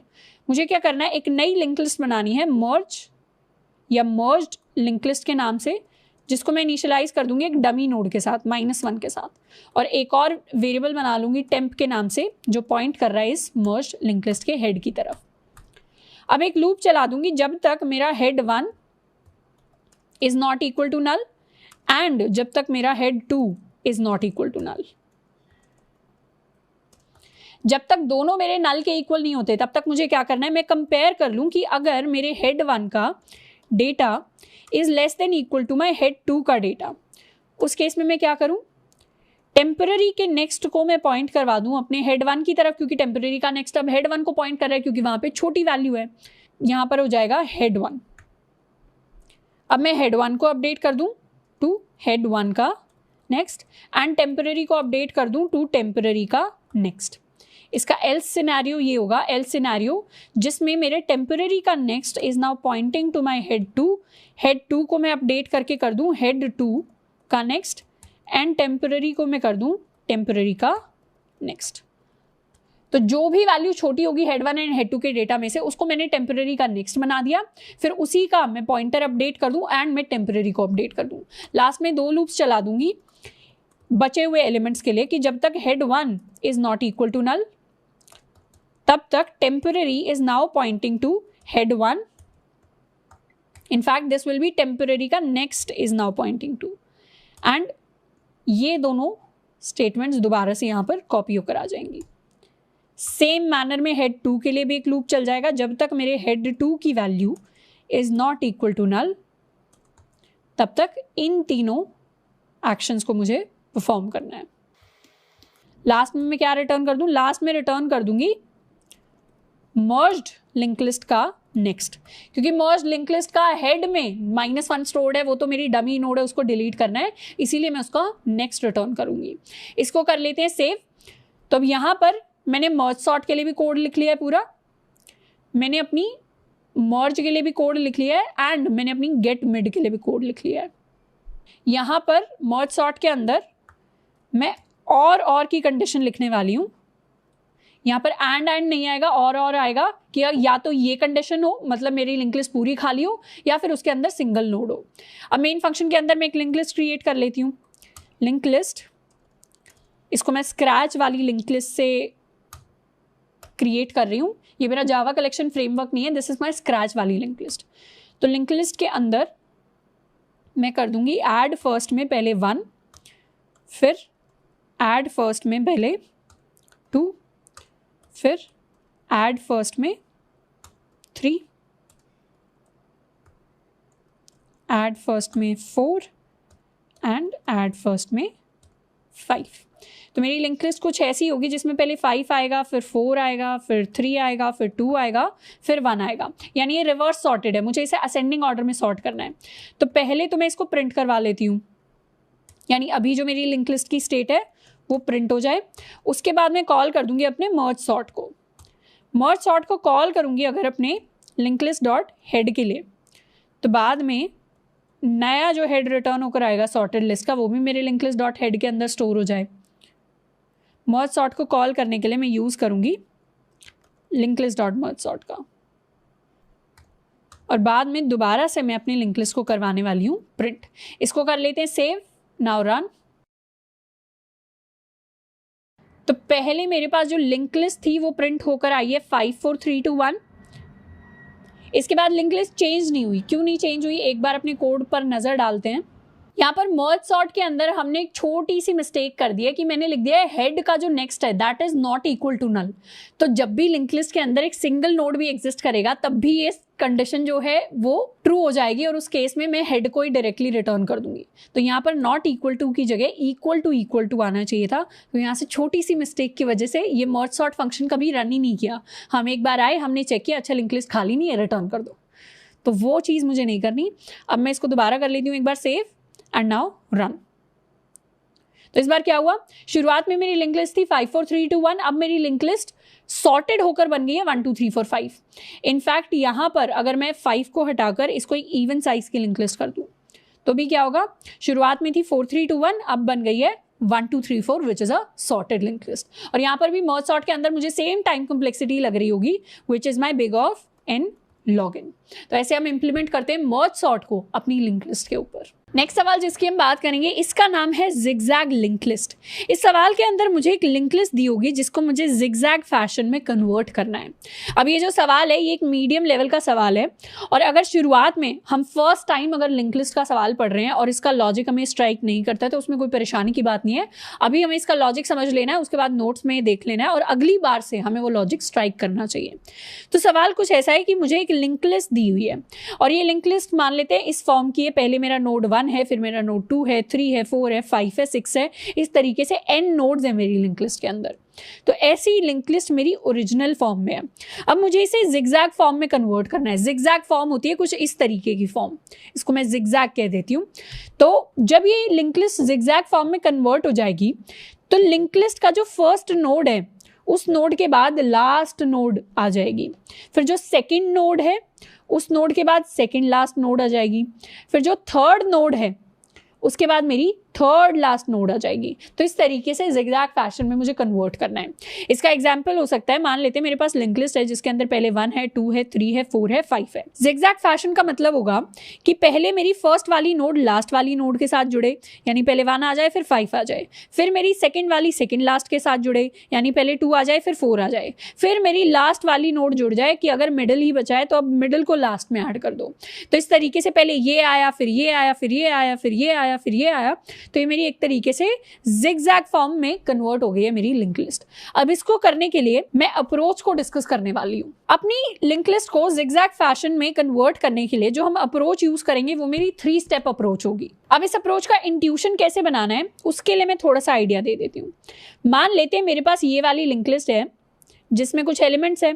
पहले मैं एक ऑड केस ले लेती हूँ 1 2 3 4 का, फिर मैं एक इवन केस ले लेती हूँ 1 2 3 4 एंड 5 का। तो यहाँ 1 2 3 4 एंड 5 आ गए।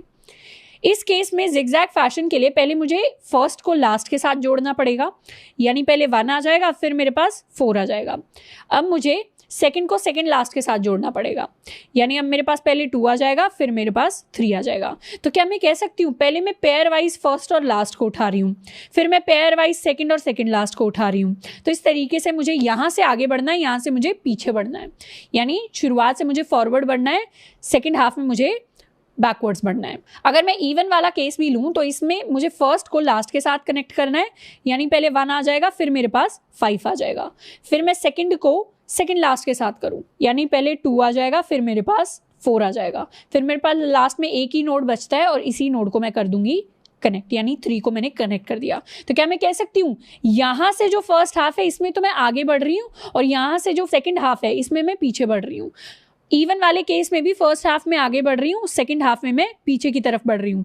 क्या मैं कह सकती हूँ ये चीज़ मेरी थोड़ी सी देखी हुई है, फर्स्ट को लास्ट के साथ जोड़ना, सेकंड को सेकंड लास्ट के साथ, और फर्स्ट हाफ में हम आगे बढ़ रहे हैं, सेकंड हाफ में पीछे बढ़ रहे हैं। ये सारे कॉन्सेप्ट्स मैंने पहले सीखे हुए हैं। कहाँ पे सीखे हुए हैं? फर्स्ट को जब मैं सेकंड के साथ जोड़ती हूँ, क्या ऐसा सा कॉन्सेप्ट मैंने अपने पैलिंड्रोम में सीखा था? पैलिंड्रोम वाले सवाल में क्या करते थे? पैलिंड्रोम वाले सवाल में पहले मैं इस नोड को इस नोड के साथ कंपेयर करती थी, फिर इस नोड को इस नोड के साथ कंपेयर करती थी। इस बार कंपेयर नहीं करना, इस बार जोड़ देना है सिंगल लिंक लिस्ट में।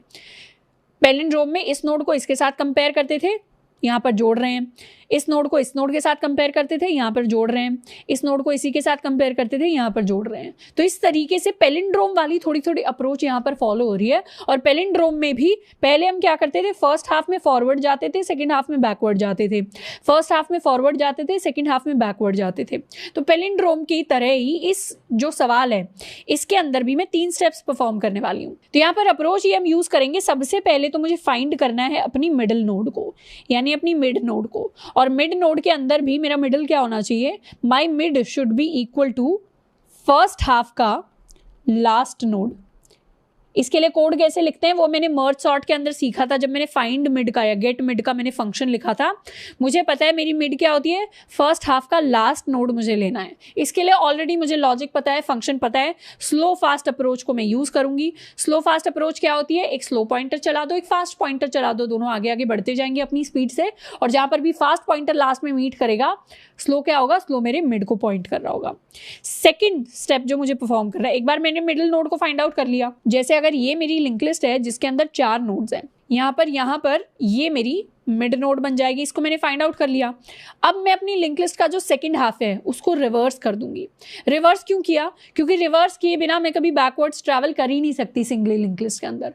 अगर एक नॉर्मल सिंगली लिंक लिस्ट यानी जिसमें नेक्स्ट सिर्फ आगे की तरफ पॉइंट करता है, ऐसी लिंक लिस्ट मुझे दी है और इसके अंदर मुझे बैकवर्ड्स ट्रैवल करना है, तो एक ही तरीका है, मतलब रिकर्जन से भी कर सकते हैं, बट यहाँ पे आइटरेटिव प्रोसेस में सबसे सिंपलेस्ट तरीका ये होता है कि सेकेंड हाफ को आप रिवर्स कर दो। रिवर्स करेंगे तो फॉरवर्ड ही बैकवर्ड बन जाएगा। तो मुझे क्या करना है, अपने सेकंड हाफ को मुझे रिवर्स करना है। इसके लिए भी कोड हम ऑलरेडी पैलिंड्रोम वाले सवाल में कर चुके हैं। कैसे किया था हमने? हम 3 वेरिएबल्स यूज करते थे। कौन से 3 वेरिएबल्स? एक मेरे पास होता था करंट, एक होता था प्रीवियस, एक होता था नेक्स्ट। 3 वेरिएबल्स यूज करते थे, 4 स्टेप परफॉर्म करते थे। इसके लिए ऑलरेडी हम लॉजिक लिख चुके हैं, इसके लिए हम डायरेक्टली कोड लिखेंगे। जब मैंने अपनी सेकंड हाफ को कंप्लीटली रिवर्स कर दिया, तब मैं क्या करूंगी? तब मैं first half and second half को 2 इक्वल हिस्सों में डिवाइड कर दूंगी। यानी मेरा जो लेफ्ट हाफ होगा और मेरा जो राइट हाफ होगा वो कंप्लीटली डिवाइड हो जाएंगे।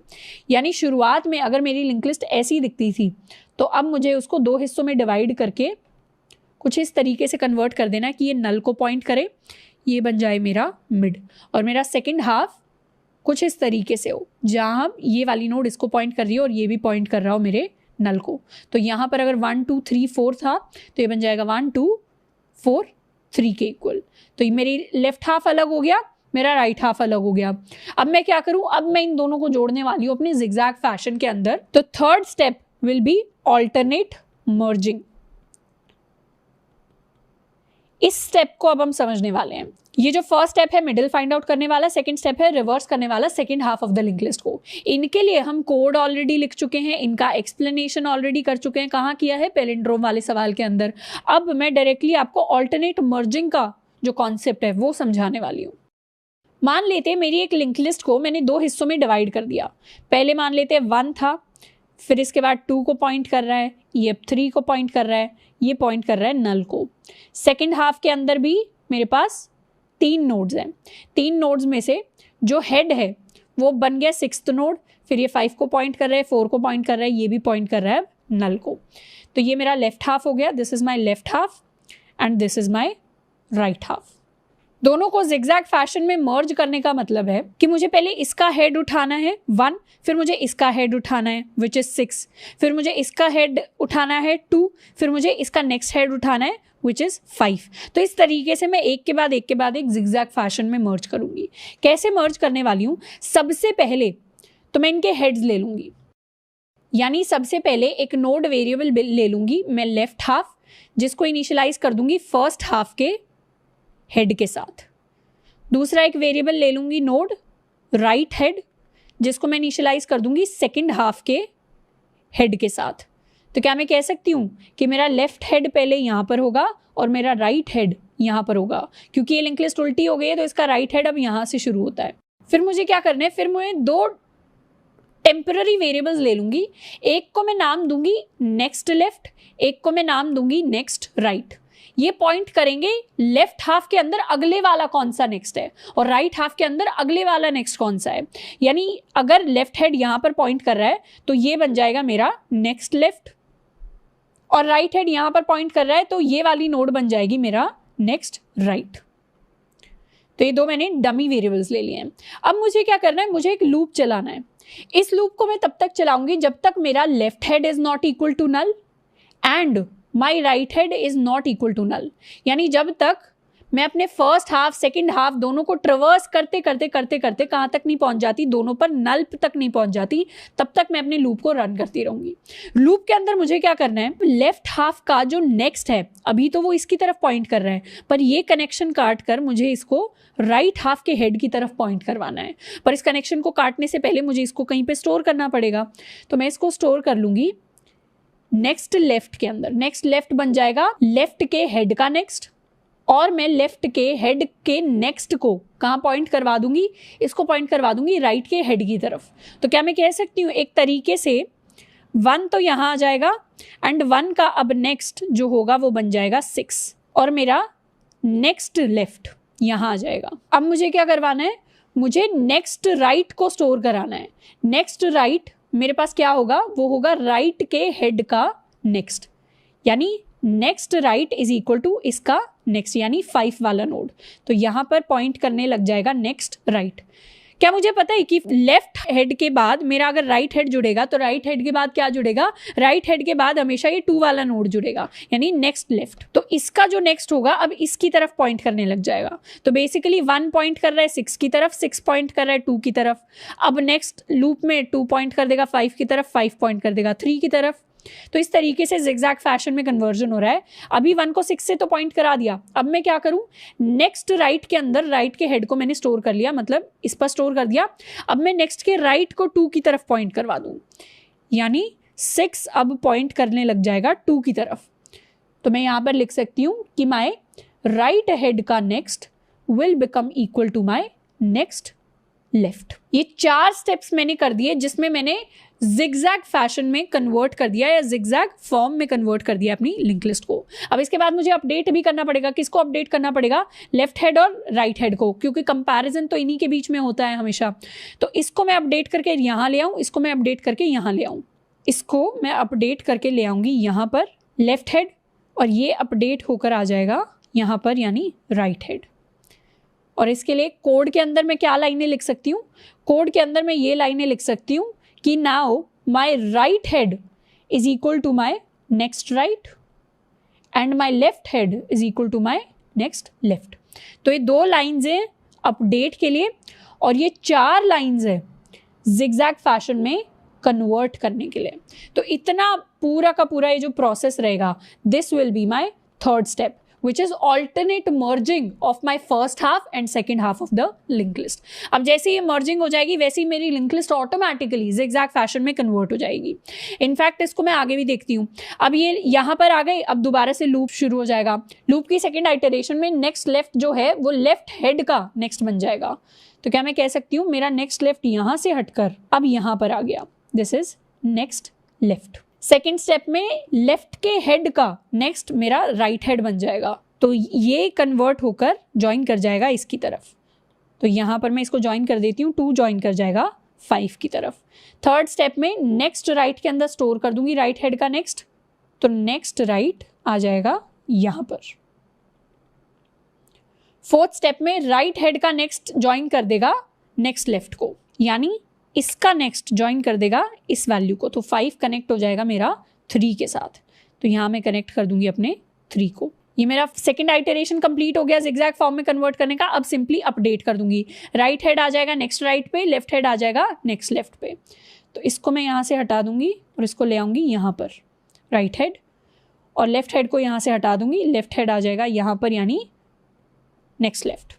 अब दोबारा से लूप का थर्ड आइटरेशन शुरू हो जाएगा। नेक्स्ट लेफ्ट के अंदर स्टोर करा दूंगी लेफ्ट हेड का नेक्स्ट, यानी लेफ्ट हेड का नेक्स्ट इज नल, तो नेक्स्ट लेफ्ट यहाँ आ जाएगा और यहाँ से हट जाएगा। सेकेंड स्टेप में लेफ्ट हेड का नेक्स्ट अब पॉइंट करने लग जाएगा राइट हेड को, तो अब लेफ्ट हेड का जो नेक्स्ट है वो पॉइंट करने लग जाएगा राइट हेड को, यानी 3 पॉइंट करेगा 4 को, तो 3 अब पॉइंट करने लग जाएगा डायरेक्टली 4 को।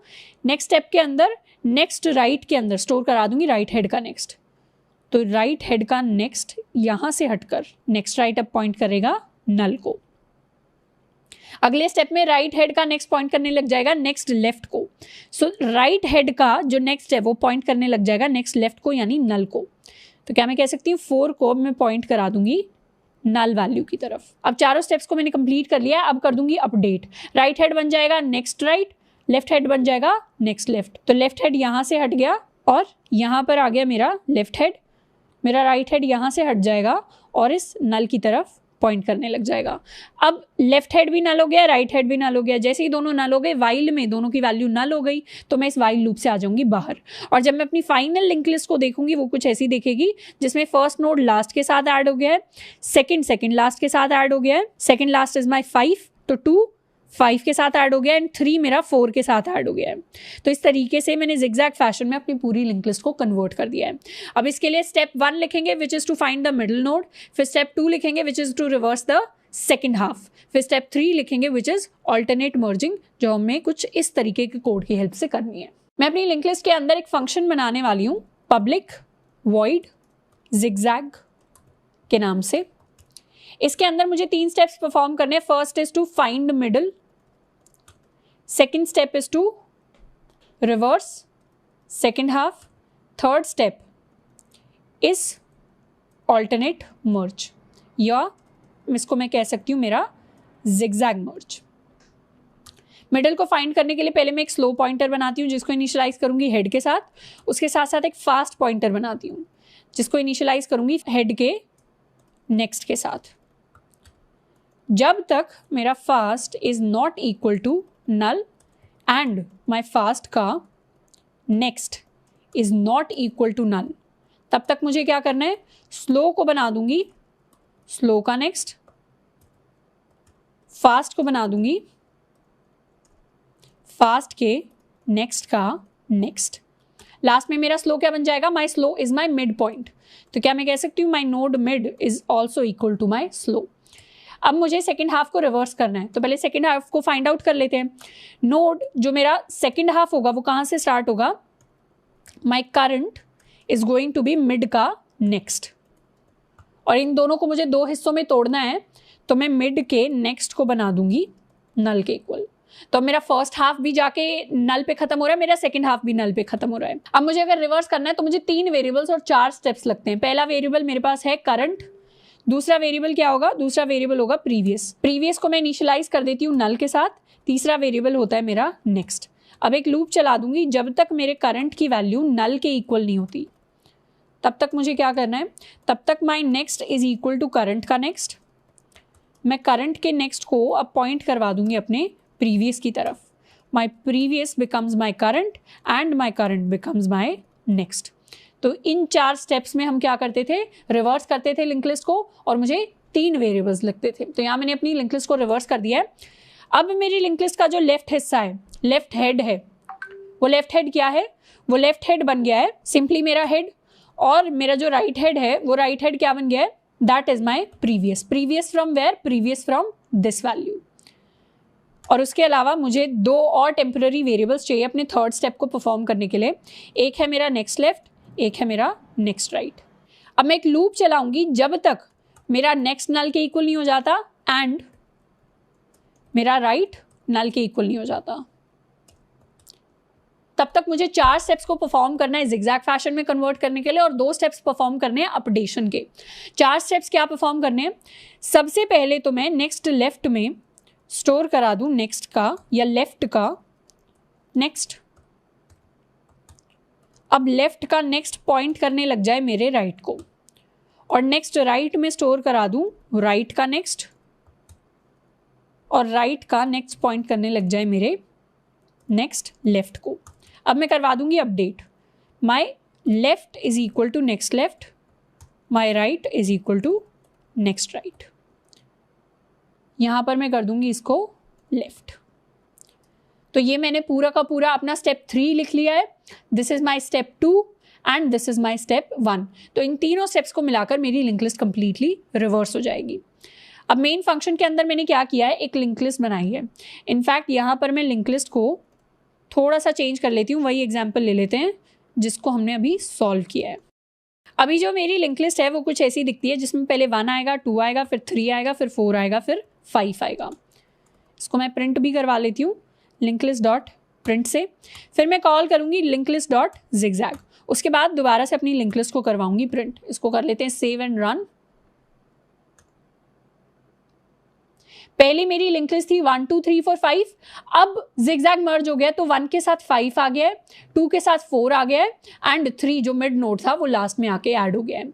यहाँ पे एक और नोड होती अगर link list dot add last 6, तो उस केस में क्या होता, उस केस में 1 के साथ 6 जुड़ गया तो 1 6 के साथ आके कनेक्ट हो गया, 2 5 के साथ जुड़ गया तो 2 5 कनेक्ट हो गए, 3 मेरा 4 के साथ जुड़ गया तो 3 4 कनेक्ट हो गए। तो इस तरीके से हम कन्वर्ट करते हैं अपनी नॉर्मल सिंगली लिंक लिस्ट को एक जिगजैग फैशन वाली लिंक लिस्ट में।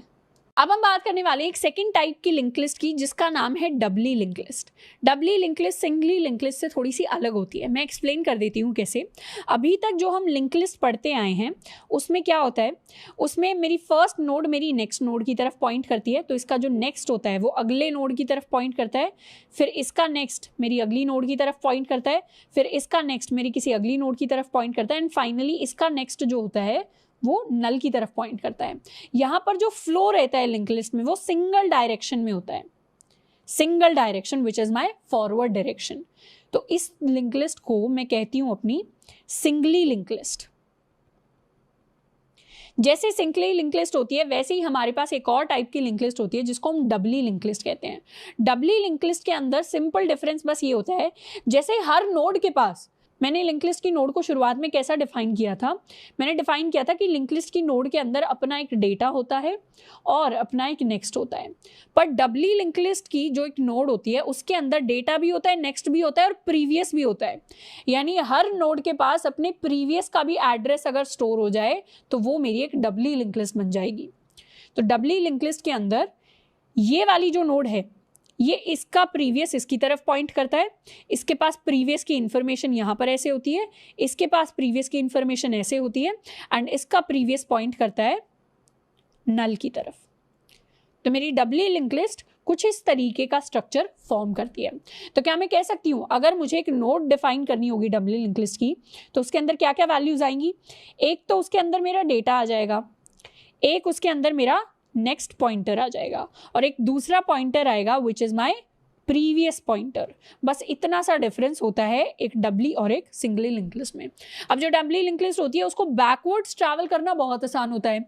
यानी इस बार अगर आपके पास एक डबल लिंक लिस्ट हो, डबली लिंक लिस्ट हो, तो उसके अंदर अगर आपको रिवर्स में ट्रैवल करना है तो रिवर्स में ट्रैवल या ट्रिवर्स करने के लिए हमें उस लिंक लिस्ट के सेकेंड हाफ को रिवर्स नहीं करना पड़ता। अब हम सिंपली क्या कर सकते हैं, इस टेल पर चले जाएंगे और यहाँ से प्रीवियस पे जाते जाएंगे। तो अब रिवर्स नहीं करना पड़ेगा हमें किसी भी लिंक लिस्ट को रिवर्स ट्रैवल करने के लिए। तो सबसे पहले हम एक डबली लिंक लिस्ट को डिजाइन करने वाले हैं। मैंने एक क्लास बनाई है जिसको मैंने नाम दिया है डबल लिंक लिस्ट का, और इसके अंदर मैंने बनाया एक मेन फंक्शन। ये जो डबल लिंक लिस्ट क्लास है इसके अंदर मैं अपनी नोड क्लास बनाऊंगी। यानी मैं बनाऊंगी पब्लिक क्लास नोड। नोड के अंदर मेरे पास क्या क्या होगा, एक होगा मेरे पास डेटा, एक होगा मेरे पास नेक्स्ट पॉइंटर, और एक होगा मेरे पास मेरा प्रीवियस पॉइंटर। उसके अलावा मैं एक कंस्ट्रक्टर बना लेती हूँ नोड का, जिसके अंदर अगर मेरे पास डेटा आ गया तो मेरी एक डबली लिंक लिस्ट का नोड कंस्ट्रक्ट होगा। यहाँ पर my this dot data is equal to data. शुरुआत में जो नेक्स्ट होगा वो भी नल होगा किसी भी नोड के लिए, एंड जो प्रीवियस होगा वो भी नल होगा किसी भी नोड के लिए। तो इस तरीके से मैं अपनी लिंक लिस्ट को डिफाइन करती हूँ। लिंक लिस्ट के अंदर अब मैं सेम वही स्टैटिक अपने नोड्स रख सकती हूँ। पब्लिक स्टैटिक नोड एक तो मेरा हेड हो जाएगा, उसके अलावा पब्लिक स्टैटिक नोड एक मेरा टेल हो जाएगा, एंड साथ के साथ मैं एक और वेरिएबल रख सकती हूँ साइज का। तो शुरुआत में साइज की वैल्यू मेरे पास 0 होगी। तो ये बन गई है मेरी नोड क्लास, एंड ये बन गया है मेरा head tail and size of a doubly link list. अब मुझे कुछ फंक्शंस को बनाना है। अगर मेन फंक्शन में मुझे लिंक लिस्ट को बनाना है, डबली लिंक लिस्ट को, तो मैं कैसे बनाऊंगी, मैं लिखूंगी अपनी क्लास का नाम डबली लिंक लिस्ट, या इसको मैं लिखूंगी double link list. DLL is equal to new double link list. तो ये DLL मेरी जो ऑब्जेक्ट है, this is a doubly link list. इसके अंदर के जो सारे नोड्स होंगे वो डबली लिंक लिस्ट टाइप के होंगे, जिसमें अब नेक्स्ट भी होगा एंड प्रीवियस भी होगा। अब सबसे पहले मुझे 2 ऑपरेशंस कंप्लीट करने हैं इसमें। मैं पहला ऑपरेशन बनाऊंगी अपना ऐड का, दूसरा ऑपरेशन बनाऊंगी अपना रिमूव का। तो ऐड करने के लिए लिंक लिस्ट में एक बार देख लेते हैं हम ऐड करेंगे कैसे। ऐड के अंदर मैं इंप्लीमेंट करने वाली हूँ एक तो अपना ऐड फर्स्ट, और डिलीट के अंदर या रिमूव के अंदर इंप्लीमेंट करूंगी रिमूव फर्स्ट को। जो ऐड लास्ट होगा, I am giving you this as homework, and remove last को भी मैं आपको एज होमवर्क दे रही हूँ। अगर हमें ऐड फर्स्ट रिमूव फर्स्ट समझ में आया है डबली लिंक लिस्ट के लिए, तो इसको लिखना बहुत ही आसान होगा। इनफैक्ट हमने सिंगली लिंक लिस्ट के लिए जो लिखा है उसमें बस हल्का सा ही चेंज होगा प्रीवियस पॉइंटर के लिए, बाकी सारी चीजें ऑलमोस्ट सेम रहेंगी। तो हम इसको कंप्लीट करने वाले हैं क्लास के अंदर। ऐड फर्स्ट अगर एक डबली लिंक लिस्ट के अंदर मुझे करना है, तो पहले मैं उसको इमेजिन कर लेती हूँ। मान लेते हैं मेरी लिंक लिस्ट कुछ ऐसी दिखती है, 1 2 3। ये पॉइंट कर रहा है नल की तरफ, ये इसका प्रीवियस इसकी तरफ पॉइंट कर रहा है, यहाँ पर ये इसकी तरफ, एंड ये पॉइंट कर रहा है नल की तरफ। अब अगर मुझे एक नए नोड को ऐड करना है फर्स्ट पोजीशन पर, तो पहला स्टेप तो होगा टू क्रिएट दैट नोड। मान लेते हैं मैंने 0 की एक नोड क्रिएट कर ली। मैं यहाँ स्टेप्स लिख देती हूँ। स्टेप 1 होगा क्रिएट कर ले नोड को। स्टेप 2 क्या हो सकता है, स्टेप 2 होगा कि मेरी ये जो नोड है इसका नेक्स्ट अब पॉइंट करने लग जाए मेरी हेड को। ये मेरा हेड है, ये मेरी टेल है, तो मेरी इस नोड का नेक्स्ट पॉइंट करने लग जाए इस हेड को। तो मैं कह सकती हूँ कि मेरी न्यू नोड का next points to my head. और साथ के साथ क्योंकि एक डबली लिंक लिस्ट है, मेरे हेड का प्रीवियस अब नल को नहीं, अब हेड का प्रीवियस इस न्यू नोड की तरफ पॉइंट करने लग जाए। यानी फॉरवर्ड तो मैंने बना दिया कनेक्शन, मुझे बैकवर्ड कनेक्शन भी बनाना है हेड के प्रीवियस की फॉर्म में। तो मैं यहाँ पे लिख दूंगी हेड का previous will be equal to my new node. और लास्ट में क्या कर दूंगी, लास्ट में मैं अपने हेड को यहाँ से हटाकर ये मेरी जो नई नोड है ये बन जाएगा मेरा नया हेड। तो मैं यहाँ लिख दूंगी my new head is equal to my new node. तो ये स्टेप मुझे परफॉर्म करने, पहले फॉरवर्ड कनेक्शन बनाना है न्यू नोड के नेक्स्ट को हेड बनाकर, फिर बैकवर्ड कनेक्शन बनाना है हेड के प्रीवियस को न्यू नोड बनाकर, फिर मुझे हेड को बना देना है अपना नई नोड के इक्वल। तो इस तरीके से मैं ऐड फर्स्ट कर दूंगी अपनी डबली लिंक लिस्ट के अंदर। इसके लिए एक बार कोड लिखते हैं। एक मेथड में बनाने वाली हूँ जिसको नाम दूंगी public void add first. Add first के अंदर मेरे पास कुछ डेटा आ रहा होगा जिसको मुझे ऐड करना है। सबसे पहले तो मैं एक नई नोड बनाऊंगी, new node is equal to new node of data. अब ऐड फर्स्ट करने के लिए पहले तो दो कॉर्नर केसेस आते हैं। सबसे पहला केस कि मेरी डबली लिंक लिस्ट पूरी तरीके से खाली है, तो अगर मेरा हेड नल के इक्वल है तो उस केस में मुझे क्या करना है, या तो मैं हेड को नल के इक्वल देख सकती हूँ या साइज को 0 के इक्वल देख सकती हूँ। अगर हेड नल के इक्वल है तो मेरा हेड और मेरा टेल दोनों बन जाएंगे न्यू नोड के इक्वल, और यहाँ से मैं कर जाऊंगी रिटर्न। बाकी केसेस में सबसे पहले तो मैं अपने न्यू नोड के नेक्स्ट को पॉइंट करवा दूंगी हेड की तरफ। अब मेरा जो हेड है उसका प्रीवियस बन जाएगा मेरा न्यू नोड, एंड नया head will be my new node. तो इस तरीके से नई नोड को मैं ऐड कर दूंगी अपनी डबली लिंक लिस्ट के अंदर, और लास्ट में, इनफैक्ट लास्ट में नहीं, शुरुआत में ही मैं अपने साइज को कर दूंगी ++, तो मेरा साइज भी इंक्रीज हो जाएगा डबली लिंक लिस्ट का। अब इसको प्रिंट करवाने के लिए भी मैं एक कोड लिखने वाली हूँ। प्रिंट करवाने के लिए मैं लिखूंगी पब्लिक स्टैटिक, या इसको मैं लिख देती हूँ पब्लिक वॉइड प्रिंट। मैं लिखूंगी node temporary is equal to head, while my temporary is not equal to null,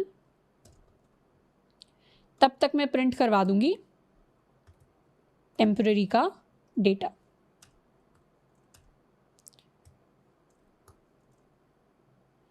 और लास्ट में कनेक्ट हो जाएगा नल के साथ। इनफैक्ट शुरुआत में भी एक कनेक्शन नल के साथ फॉर्म होता है, मतलब नल से ही मेरी लिंक लिस्ट शुरू होती है, बट उसको मैं नहीं लिखने वाली। मैं क्या करूंगी, मेन फंक्शन के अंदर सबसे पहले तो डबली लिंक लिस्ट के अंदर ऐड फर्स्ट पे मैं कर दूंगी 3, उसके बाद DLL में ऐड फर्स्ट पे मैं कर दूंगी 2, एंड उसके बाद DLL में ऐड फर्स्ट पे मैं कर दूंगी 1। 3 नोड्स को मैंने ऐड कर दिया है। फिर मैं इस डबली लिंक लिस्ट को प्रिंट करवाऊंगी एंड इसका साइज प्रिंट करवाऊंगी। इसको कर लेते हैं save, now run.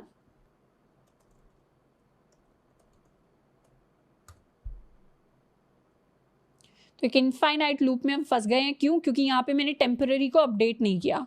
Temporary is equal to temporary का नेक्स्ट।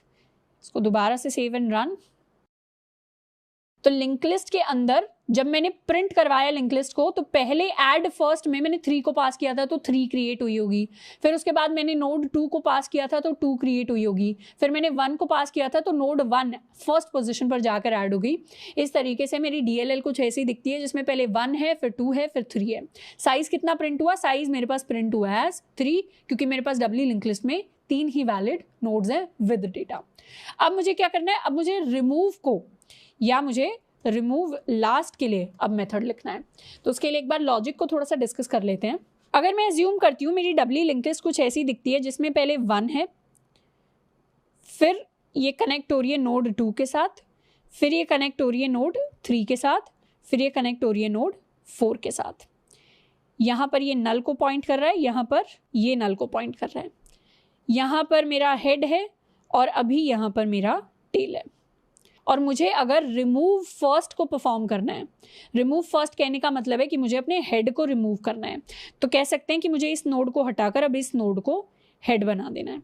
तो उसको बनाने का तरीका क्या होगा? उसको करने का तरीका ये होगा कि मैं सिंपली अपने हेड को बना दूं हेड का नेक्स्ट, यानी ये वाला जो पॉइंटर है ये यहाँ से हटकर अब मेरा हेड यहाँ पर आ जाएगा। पर अभी भी, मतलब ये वाली लाइन से भी अभी भी मेरा हेड पूरी तरह डिस्कनेक्ट नहीं हुआ है। अभी इसको गार्बेज कलेक्टर डिलीट नहीं करेगा। कब डिलीट करेगा? जब ये प्रीवियस को भी मैं हटा दूंगी, क्योंकि अभी तो हम हेड से यहाँ पर जाकर ट्रैवल कर सकते हैं ना, पर मुझे तो इस नोड को इस तरीके से करना है कि इस पर कोई ट्रैवल ही ना कर पाए, तब इसको गार्बेज कलेक्टर ऑटोमेटिकली डिलीट कर देगा। तो वो करने के लिए मुझे इस हेड के प्रीवियस, ये जो नया हेड है इसका प्रीवियस वाला कनेक्शन काटना पड़ेगा। कैसे करेंगे? हेड का जब प्रीवियस होगा, यहाँ पर ये जो हेड है ये वाला नोड था, पर अब हेड का वैल्यू चेंज हो गया, तो यहाँ पर ये जो हेड है ये नई वाली नोड है। इसका previous will now become equal to null. तो क्या मैं कह सकती हूँ कि यहाँ पर ये प्रीवियस इधर से हट जाएगा और अब ये पॉइंट करने लग जाएगा किसी नल वैल्यू को। तो ये वाली वैल्यू ऑटोमेटिकली मेरी मेमोरी से हट जाएगी और अब मेरी नई डबली लिंक लिस्ट कुछ ऐसी दिखेगी। साथ के साथ में क्या कर दूंगी? साथ के साथ में साइज को कर दूंगी माइनस माइनस। तो इसके लिए एक बार कोड लिखते हैं। मैं एक मेथड बनाती हूँ पब्लिक, इसका रिटर्न टाइप दूंगी इंट। इंट से मैं वो वैल्यू रिटर्न करूंगी जिसको मैं डिलीट करने वाली हूँ। इसको मैं नाम देने वाली हूँ रिमूव फर्स्ट। रिमूव फर्स्ट से मुझे हेड को डिलीट करना है। तो सबसे पहले तो ये चेक कर लेती हूँ क्या मेरी लिंक लिस्ट खाली तो नहीं है, डबली लिंक लिस्ट। तो हेड को नल के साथ चेक कर लिया, इक्वल तो नहीं है। अगर इक्वल है तो उस केस में प्रिंट करवा दूँ डबली लिंक लिस्ट इज एम्प्टी, और यहाँ से रिटर्न कर दूँ इंटीजर डॉट मिन वैल्यू को। यहाँ पर मिन वैल्यू को रिटर्न करने का मतलब है मैंने माइनस इन्फिनिटी को रिटर्न किया है, मतलब कोई वैलिड इंडेक्स, कोई वैलिड वैल्यू, कोई वैलिड डेटा नहीं था किसी नोड के अंदर। बाकी केसेस में मुझे क्या करना है, सबसे पहले तो मैं स्टोर कर लूँ हेड का डेटा, उसके बाद मैं हेड को बना दूँ हेड का नेक्स्ट, उसके बाद हेड का जो प्रीवियस होगा that will now point to null, और यहाँ से मैं रिटर्न करवा दूँ अपने वैल्यू को। अब यहाँ पर मुझे एक और स्पेशल केस देखना है जिसमें मेरे पास सिंगल ही नोड है लिंक लिस्ट के अंदर। अगर सिंगल नोड है तो क्या मैं कह सकती हूँ मेरे साइज की वैल्यू 1 के इक्वल होगी। सिंगल नोड के केस में मेरे पास कोई हेड का प्रीवियस एग्जिस्ट नहीं करेगा, ये वाली लाइन जो है एरर दे देगी अगर सिंगल नोड होगी लिंक लिस्ट के अंदर। तो उसके लिए स्पेशल केस मुझे लिखना पड़ेगा। जब मेरा साइज 1 के बराबर है तब मैं क्या करूँ, तब सबसे पहले तो अपनी वैल्यू को स्टोर कर लूँगी हेड का डेटा, फिर मुझे क्या करना है हेड को भी मैं नल बना दूं एंड टेल को भी मैं नल बना दूं, और यहाँ से मैं रिटर्न कर दूंगी अपनी वैल्यू। यहाँ पर रिटर्न करने से पहले मैं क्या करूँगी, मैं अपने साइज को कर दूंगी माइनस माइनस, और यहाँ भी रिटर्न करने से पहले मैं अपने साइज को कर दूंगी माइनस माइनस। तो इसको कर लेते हैं सेव। अब मेन फंक्शन के अंदर सबसे पहले तो मैं डबली लिंक लिस्ट पर रिमूव फर्स्ट कॉल करूँगी, फिर मैं प्रिंट करवाने वाली हूँ अपनी DLL को। प्रिंट करवाने के बाद मैं इसका साइज भी प्रिंट करवा लेती हूँ। इसको कर लेते हैं सेव एंड नाउ रन। तो पहले मेरे पास डबली लिंक लिस्ट में 1 2 3 था, साइज इसका 3 था, फिर मैंने कॉल लगाई रिमूव फर्स्ट को, तो क्या हुआ ये 1 यानी हेड रिमूव हो गया, तो 2 3 रह गया, साइज इसका 2 रह गया। यही सेम लाइन को अगर मैं दोबारा कॉपी करके यहाँ पेस्ट करूँ और अब रन करूँ तो अब 2 भी डिलीट हो जाएगा। तो 1 2 3 था, फिर 2 3 रह गया। अब 2 3 पर भी मैंने रिमूव फर्स्ट को कॉल लगाई तो 2 डिलीट हो गया। अब मेरी लिंक लिस्ट के अंदर सिर्फ 3 रह गया और साइज इस लिंक लिस्ट का रह गया 1 के इक्वल। तो इस तरीके से डबली लिंक लिस्ट भी हम बना सकते हैं जिसके ऊपर हम डिफरेंट फंक्शंस को, डिफरेंट ऑपरेशंस को परफॉर्म कर सकते हैं। एंड इस डबली लिंक लिस्ट में मैंने ऐड फर्स्ट को इंप्लीमेंट किया है, रिमूव फर्स्ट को इंप्लीमेंट किया है। आपके लिए होमवर्क प्रॉब्लम है इसके अंदर add last and remove last को लिखना। नेक्स्ट सवाल जिसकी हम बात करेंगे ये है टू रिवर्स और डबली लिंक लिस्ट। अब रिवर्स और लिंक लिस्ट वाला सवाल हम ऑलरेडी कर चुके हैं। डबली लिंक लिस्ट वाला सवाल बिल्कुल सेम हमें कोड लिखना होता है, बट बस एक सिंगल लाइन को हम चेंज कर देंगे। तो डबली लिंक लिस्ट से पहले मैं लिंक लिस्ट को रिवर्स करने का आपको कोड बता देती हूँ क्या था। हम क्या करते थे, हमें 3 वेरिएबल्स ले लेने होते थे, 4 स्टेप्स परफॉर्म करने होते थे to reverse a link list. ये हम बहुत बार जो पुराने वाले जो सवाल हैं हमारे उनके अंदर भी कर चुके हैं। सबसे पहले तो हम एक नोड करंट ले लेते थे जिसको मैं इनिशियलाइज करती थी अपने हेड के साथ। उसके अलावा मैं एक नोड प्रीवियस ले लेती थी जिसको मैं इनिशियलाइज करती थी नल के साथ। उसके अलावा मैं अपना एक नोड वेरिएबल ले लेती थी नेक्स्ट। ये 3 वेरिएबल्स मुझे लेने होते थे। 4 स्टेप कौन से परफॉर्म करने होते थे, मैं एक लूप लगाती थी जब तक मेरा current is not equal to null. तब तक मुझे क्या करना होता था, सबसे पहला स्टेप जो मुझे परफॉर्म करना होता था कि मैं नेक्स्ट के अंदर स्टोर करवा दूं अपने करंट का नेक्स्ट। उसके बाद करंट का जो नेक्स्ट है वो पॉइंट करने लग जाए मेरे प्रीवियस की तरफ। एंड अब प्रीवियस की वैल्यू को मैं अपडेट करके कर दूं करंट की वैल्यू, करंट की वैल्यू को अपडेट करके कर दूं मैं अपने नेक्स्ट की वैल्यू। मान लेते हैं मेरे पास लिंक लिस्ट के अंदर 3 नोड्स हैं। ये है मेरा नोड नंबर 1, ये है नोड नंबर 2, ये है मेरा नोड नंबर 3। इसको मैंने लिया है as my current, this is my previous. अब 1 जो है वो 2 की तरफ पॉइंट करता है, 2 जो है वो 3 की तरफ, 3 आगे कहीं पर पॉइंट कर रहा होगा। 2 मेरा 2 का प्रीवियस इसकी तरफ पॉइंट करता है और 2 का नेक्स्ट आगे पॉइंट करता है। 3 का प्रीवियस पीछे की तरफ पॉइंट करता है और इसका इसके आगे की तरफ पॉइंट करता है। अब मुझे सबसे पहला स्टेप परफॉर्म करना है। माय फर्स्ट स्टेप इज कि मैं नेक्स्ट को बना दूं करंट का नेक्स्ट। तो मेरा नेक्स्ट आ जाएगा यहाँ पर। मेरा सेकंड स्टेप है कि करंट के नेक्स्ट को मैं बना दूँ प्रीवियस। तो करंट का नेक्स्ट अब आगे पॉइंट करने की बजाय करंट का नेक्स्ट अब बैकवर्ड डायरेक्शन में पॉइंट करने लग जाएगा। तो इसको मैं हटा दूंगी यहाँ से। पर अब एक और एडिशनल प्रॉब्लम आ गई। प्रॉब्लम ये आ गई कि करंट का नेक्स्ट भी पीछे पॉइंट कर रहा है, करंट का प्रीवियस भी पीछे पॉइंट कर रहा है, पर इस करंट के प्रीवियस को पीछे नहीं, अब तो इसका प्रीवियस आगे की तरफ पॉइंट करना चाहिए।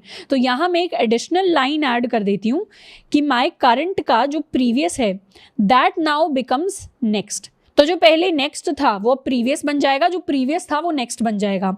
तो इसको लाइन को एग्जीक्यूट करने का मतलब है मैं अपने प्रीवियस को यहाँ से हटाकर अब मेरा प्रीवियस पॉइंट करने लग जाएगा इस नोड की तरफ, और उसके बाद मैं दोनों प्रीवियस और करंट को कर दूं अपडेट। तो करंट यहाँ से हटकर अब नेक्स्ट की जगह आ जाएगा, करंट आ जाएगा अब यहाँ पर, और प्रीवियस यहाँ से हटकर अब यहाँ पर आ जाएगा। अब मैं अपने करंट के लिए अपने नोट्स को चेंज कर दूंगी और ये मेरा प्रीवियस ऑलरेडी रिवर्स हो चुका है। तो रिवर्स करने में मुझे एक सिंगल लाइन एक्स्ट्रा लिखनी है, विच इज कि करंट का नेक्स्ट पहले सिर्फ प्रीवियस की तरफ पॉइंट कर रहा था, अब करंट का प्रीवियस भी नेक्स्ट की तरफ पॉइंट करे, क्योंकि दो पॉइंटर्स हैं। पहले सिर्फ एक पॉइंटर होता था, उसको रिवर्स करना होता था, अब दो पॉइंटर्स हैं तो मुझे दोनों को रिवर्स करना है। इसके लिए अब हम कोड लिखने वाले हैं। कोड में मैं एक फंक्शन बना लेती हूँ, पब्लिक वॉइड रिवर्स। रिवर्स के अंदर सबसे पहले तो मैं 3 पॉइंटर्स बनाऊंगी। My current is my head, my previous is null, and उसके साथ साथ मेरा एक नेक्स्ट पॉइंटर। जब तक मेरा current is not equal to null तब तक मैं अपना लूप चलाने वाली हूँ। सबसे पहले तो नेक्स्ट को बना दूंगी करंट का नेक्स्ट, फिर करंट के नेक्स्ट को अपडेट करके हमें करना है प्रीवियस के बराबर, और करंट के प्रीवियस को अपडेट करके करना है हमें नेक्स्ट के बराबर। उसके बाद प्रीवियस बन जाएगा करंट, एंड करंट बन जाएगा मेरे पास मेरा प्रीवियस। इसको कर लेते हैं सेव। करंट बन जाएगा मेरे पास मेरा नेक्स्ट। अब मेरी लिंक लिस्ट का जो हेड होगा वो बन जाएगी मेरी ये प्रीवियस वाली नोड। तो मैं लास्ट में हेड को बना दूंगी अपना प्रीवियस। इसको कर लेते हैं सेव। अब मैंने एक डबली लिंक लिस्ट बनाई है जिसमें ऐड फर्स्ट में पहले 3 किया है, फिर 2 किया है, फिर 1 किया है। अब मैं इसको रिवर्स करने वाली हूँ। तो मैं सबसे पहले तो इसको प्रिंट करवा दूंगी dll.print, फिर मैं इसको रिवर्स कराऊंगी dll.reverse। उसके बाद मैं दोबारा से इसको प्रिंट करवाने वाली हूँ। इसको कर लेते हैं सेव एंड रन। सबसे पहले तो मेरी ओरिजिनल डबली लिंक लिस्ट में पहले 1 हेड था, फिर 2 आया, फिर 3 आया, पर रिवर्स करने के बाद अब मेरी डबली लिंक लिस्ट का हेड बन गया है 3, उसके बाद 2 बन गया है, एंड उसके बाद बन गया है 1। तो इस तरीके से हम अपनी डबली लिंक लिस्ट को रिवर्स कर सकते हैं। अब नेक्स्ट जिस कॉन्सेप्ट को हम डिस्कस करने वाले हैं ये है सर्कुलर लिंक लिस्ट का कॉन्सेप्ट। सबसे पहले मैंने एक सिंगली लिंक लिस्ट के कॉन्सेप्ट को डिस्कस किया था, उसके बाद हमने डबली लिंक लिस्ट को डिस्कस किया था। अब मैं यहाँ पे आपके साथ एक सर्कुलर लिंक लिस्ट के कॉन्सेप्ट को डिस्कस करने वाली हूँ। सिंगली लिंक लिस्ट क्या होती थी, जिसमें मेरे पास एक नोड होता था जो अपने नेक्स्ट की तरफ पॉइंट करता है, फिर एक और नोड है जिसको अपने नेक्स्ट की तरफ पॉइंट करता है, एक और है अपने नेक्स्ट की तरफ पॉइंट करता है, एक और नेक्स्ट की तरफ पॉइंट करता है, एंड फाइनली हम पॉइंट करते हैं नल की तरफ। This is a singly link list. उसके अलावा फिर हमने डबली लिंक लिस्ट की बात की थी जिसमें एक नोड है जो अपने नेक्स्ट की तरफ पॉइंट कर रहा है और वही नोड अपने प्रीवियस की तरफ पॉइंट कर रहा है, और हेड मेरा पॉइंट कर रहा है नल की तरफ। इसके बाद आगे भी कुछ नोड्स हैं जिनका अपना खुद का एक नेक्स्ट है और एक प्रीवियस है, आगे भी कुछ नोड्स हैं, और फाइनल जो लास्ट नोड है उसका नेक्स्ट पॉइंट करता है नल की तरफ। This is my doubly link list. अब जो मेरी सर्कुलर लिंक लिस्ट होती है उसमें लास्ट नोड को हम कनेक्ट कर देते हैं फर्स्ट नोड के साथ, तो एक तरीके से एक सर्कल बन जाता है। ध्यान दें कि ये साइकिल नहीं बना रहे, हम सर्कल बना रहे हैं लिंक लिस्ट के अंदर। लास्ट नोड को हम कनेक्ट कर देते हैं फर्स्ट नोड के साथ। तो जो शुरुआत में हम अपना साइकिल डिटेक्शन का कोड लिख रहे थे उसके अंदर जब हम हेड से कनेक्ट कर देते थे तो एक्चुअली एक साइकिल नहीं बल्कि एक सर्कुलर लिंक लिस्ट को हम क्रिएट कर देते थे। तो सर्कुलर लिंक लिस्ट तब क्रिएट होती है जब लास्ट नोड मेरी फर्स्ट नोड के साथ कनेक्ट हो जाती है, और इसको क्रिएट करने के 2 तरीके होते हैं। सिंगली लिंक लिस्ट को अगर मैं सर्कुलर लिंक लिस्ट में कन्वर्ट करना चाहती हूँ तो पहले टाइप का कन्वर्जन, पहले टाइप की सर्कुलर लिंक लिस्ट वो होगी जिसमें लास्ट नोड अब नल की तरफ पॉइंट नहीं कर रही, अब लास्ट नोड का जो नेक्स्ट है वो पॉइंट कर रहा है मेरे हेड की तरफ। This is the next and this is my head. तो अगर सिर्फ नेक्स्ट है अपने नोड्स के पास, तो अगर लास्ट नोड का नेक्स्ट हेड की तरफ पॉइंट करने लग जाए तो ये अब सिंगली लिंक लिस्ट से चेंज होकर बन जाएगी मेरी सर्कुलर लिंक लिस्ट। वहीं अगर मुझे एक डबली लिंक लिस्ट को चेंज करके सर्कुलर लिंक लिस्ट में कन्वर्ट करना है तो इसमें क्या करना पड़ेगा, इसमें एक तो लास्ट नोड का जो नेक्स्ट नोड होगा वो अब नल को पॉइंट करने की बजाय लास्ट नोड का नेक्स्ट अब मेरे हेड को पॉइंट करने लग जाए, तो ये हो जाएगा इसका नेक्स्ट और ये है मेरा हेड। और इसके साथ साथ जो हेड वाला नोड है उसका प्रीवियस अब नल को पॉइंट करने की बजाय हेड का प्रीवियस अब मेरे लास्ट नोड को पॉइंट करने लग जाए। So this is my previous, this is my next.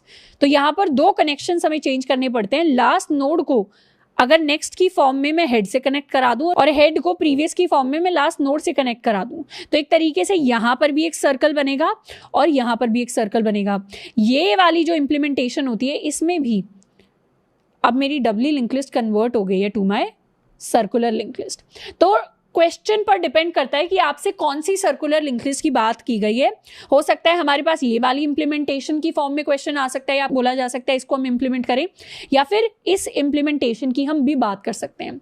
अब सारा जो सर्कुलर लिंक लिस्ट की इंप्लीमेंटेशन है प्लस उसके अंदर ऐड कैसे करना है, रिमूव कैसे करना है, ऑपरेशंस कैसे परफॉर्म करने हैं, उसके लिए मैंने रीडिंग मटीरियल आपको प्रोवाइड कर रखा है। हमें क्या करना है, सिंपली उस रीडिंग मटीरियल को गो थ्रू करना है। वहाँ पे आपको एक्सप्लेनेशन भी मिल जाएगा, कोड भी मिल जाएगा जिसको हम डायरेक्टली कॉपी पेस्ट कर सकते हैं अपने VS कोड के अंदर या किसी और कोड एडिटर के अंदर जिस पर हम काम कर रहे हैं। पर मोस्टली जो सवाल हमारे पास आते हैं, मोस्टली सवाल हमारे पास सिंगली लिंक लिस्ट के आते हैं जब भी इंटरव्यूज के अंदर आते हैं, कोडिंग टेस्ट के अंदर आते हैं। इनफैक्ट जो टेस्ट होते हैं ऑनलाइन उनके अंदर तो मोस्टली सवाल सिंगली लिंक लिस्ट से ही इंप्लीमेंट होते हैं। उसके बाद डबली लिंक लिस्ट के थोड़े से सवाल आ जाते हैं और सर्कुलर लिंक लिस्ट पर रिलेटेड जो सवाल हैं बहुत ही लिमिटेड, बहुत ही कम सवाल होते हैं जिसमें भी हमसे ज़्यादातर सवालों में इम्प्लीमेंटेशन की ही बात की जाती है। इसीलिए आपको जो रीडिंग मटेरियल मैंने दिया है उसको हम टाइमली कंप्लीट कर लें और उससे हम पढ़कर सर्कुलर लिंक लिस्ट के बारे में इम्प्लीमेंटेशन को जान सकते हैं।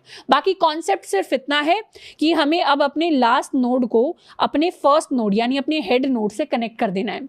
तो कोई हेड और कोई टेल का कॉन्सेप्ट नहीं रह जाएगा, लास्ट वाला अब हेड से कनेक्ट हो गया तो पूरा का पूरा अब एक लिंक लिस्ट सर्कल में कन्वर्ट हो जाएगी। तो लिंक लिस्ट से रिलेटेड हमने काफी सारे सवाल कर लिए हैं, काफी सारे कॉन्सेप्ट डिस्कस कर लिए हैं। आई होप ये जो हमारा नया डेटा स्ट्रक्चर जिसको हमने सीखा है इससे हमें काफी सारी नई चीजें जो है इंप्लीमेंट करने को मिली होंगी, बहुत सारा मजा आया होगा। एंड इसके बाद भी हम बहुत सारे डेटा स्ट्रक्चर्स को इंप्लीमेंट करेंगे, उसमें काफी सारे इंटरेस्टिंग सवालों को हम सॉल्व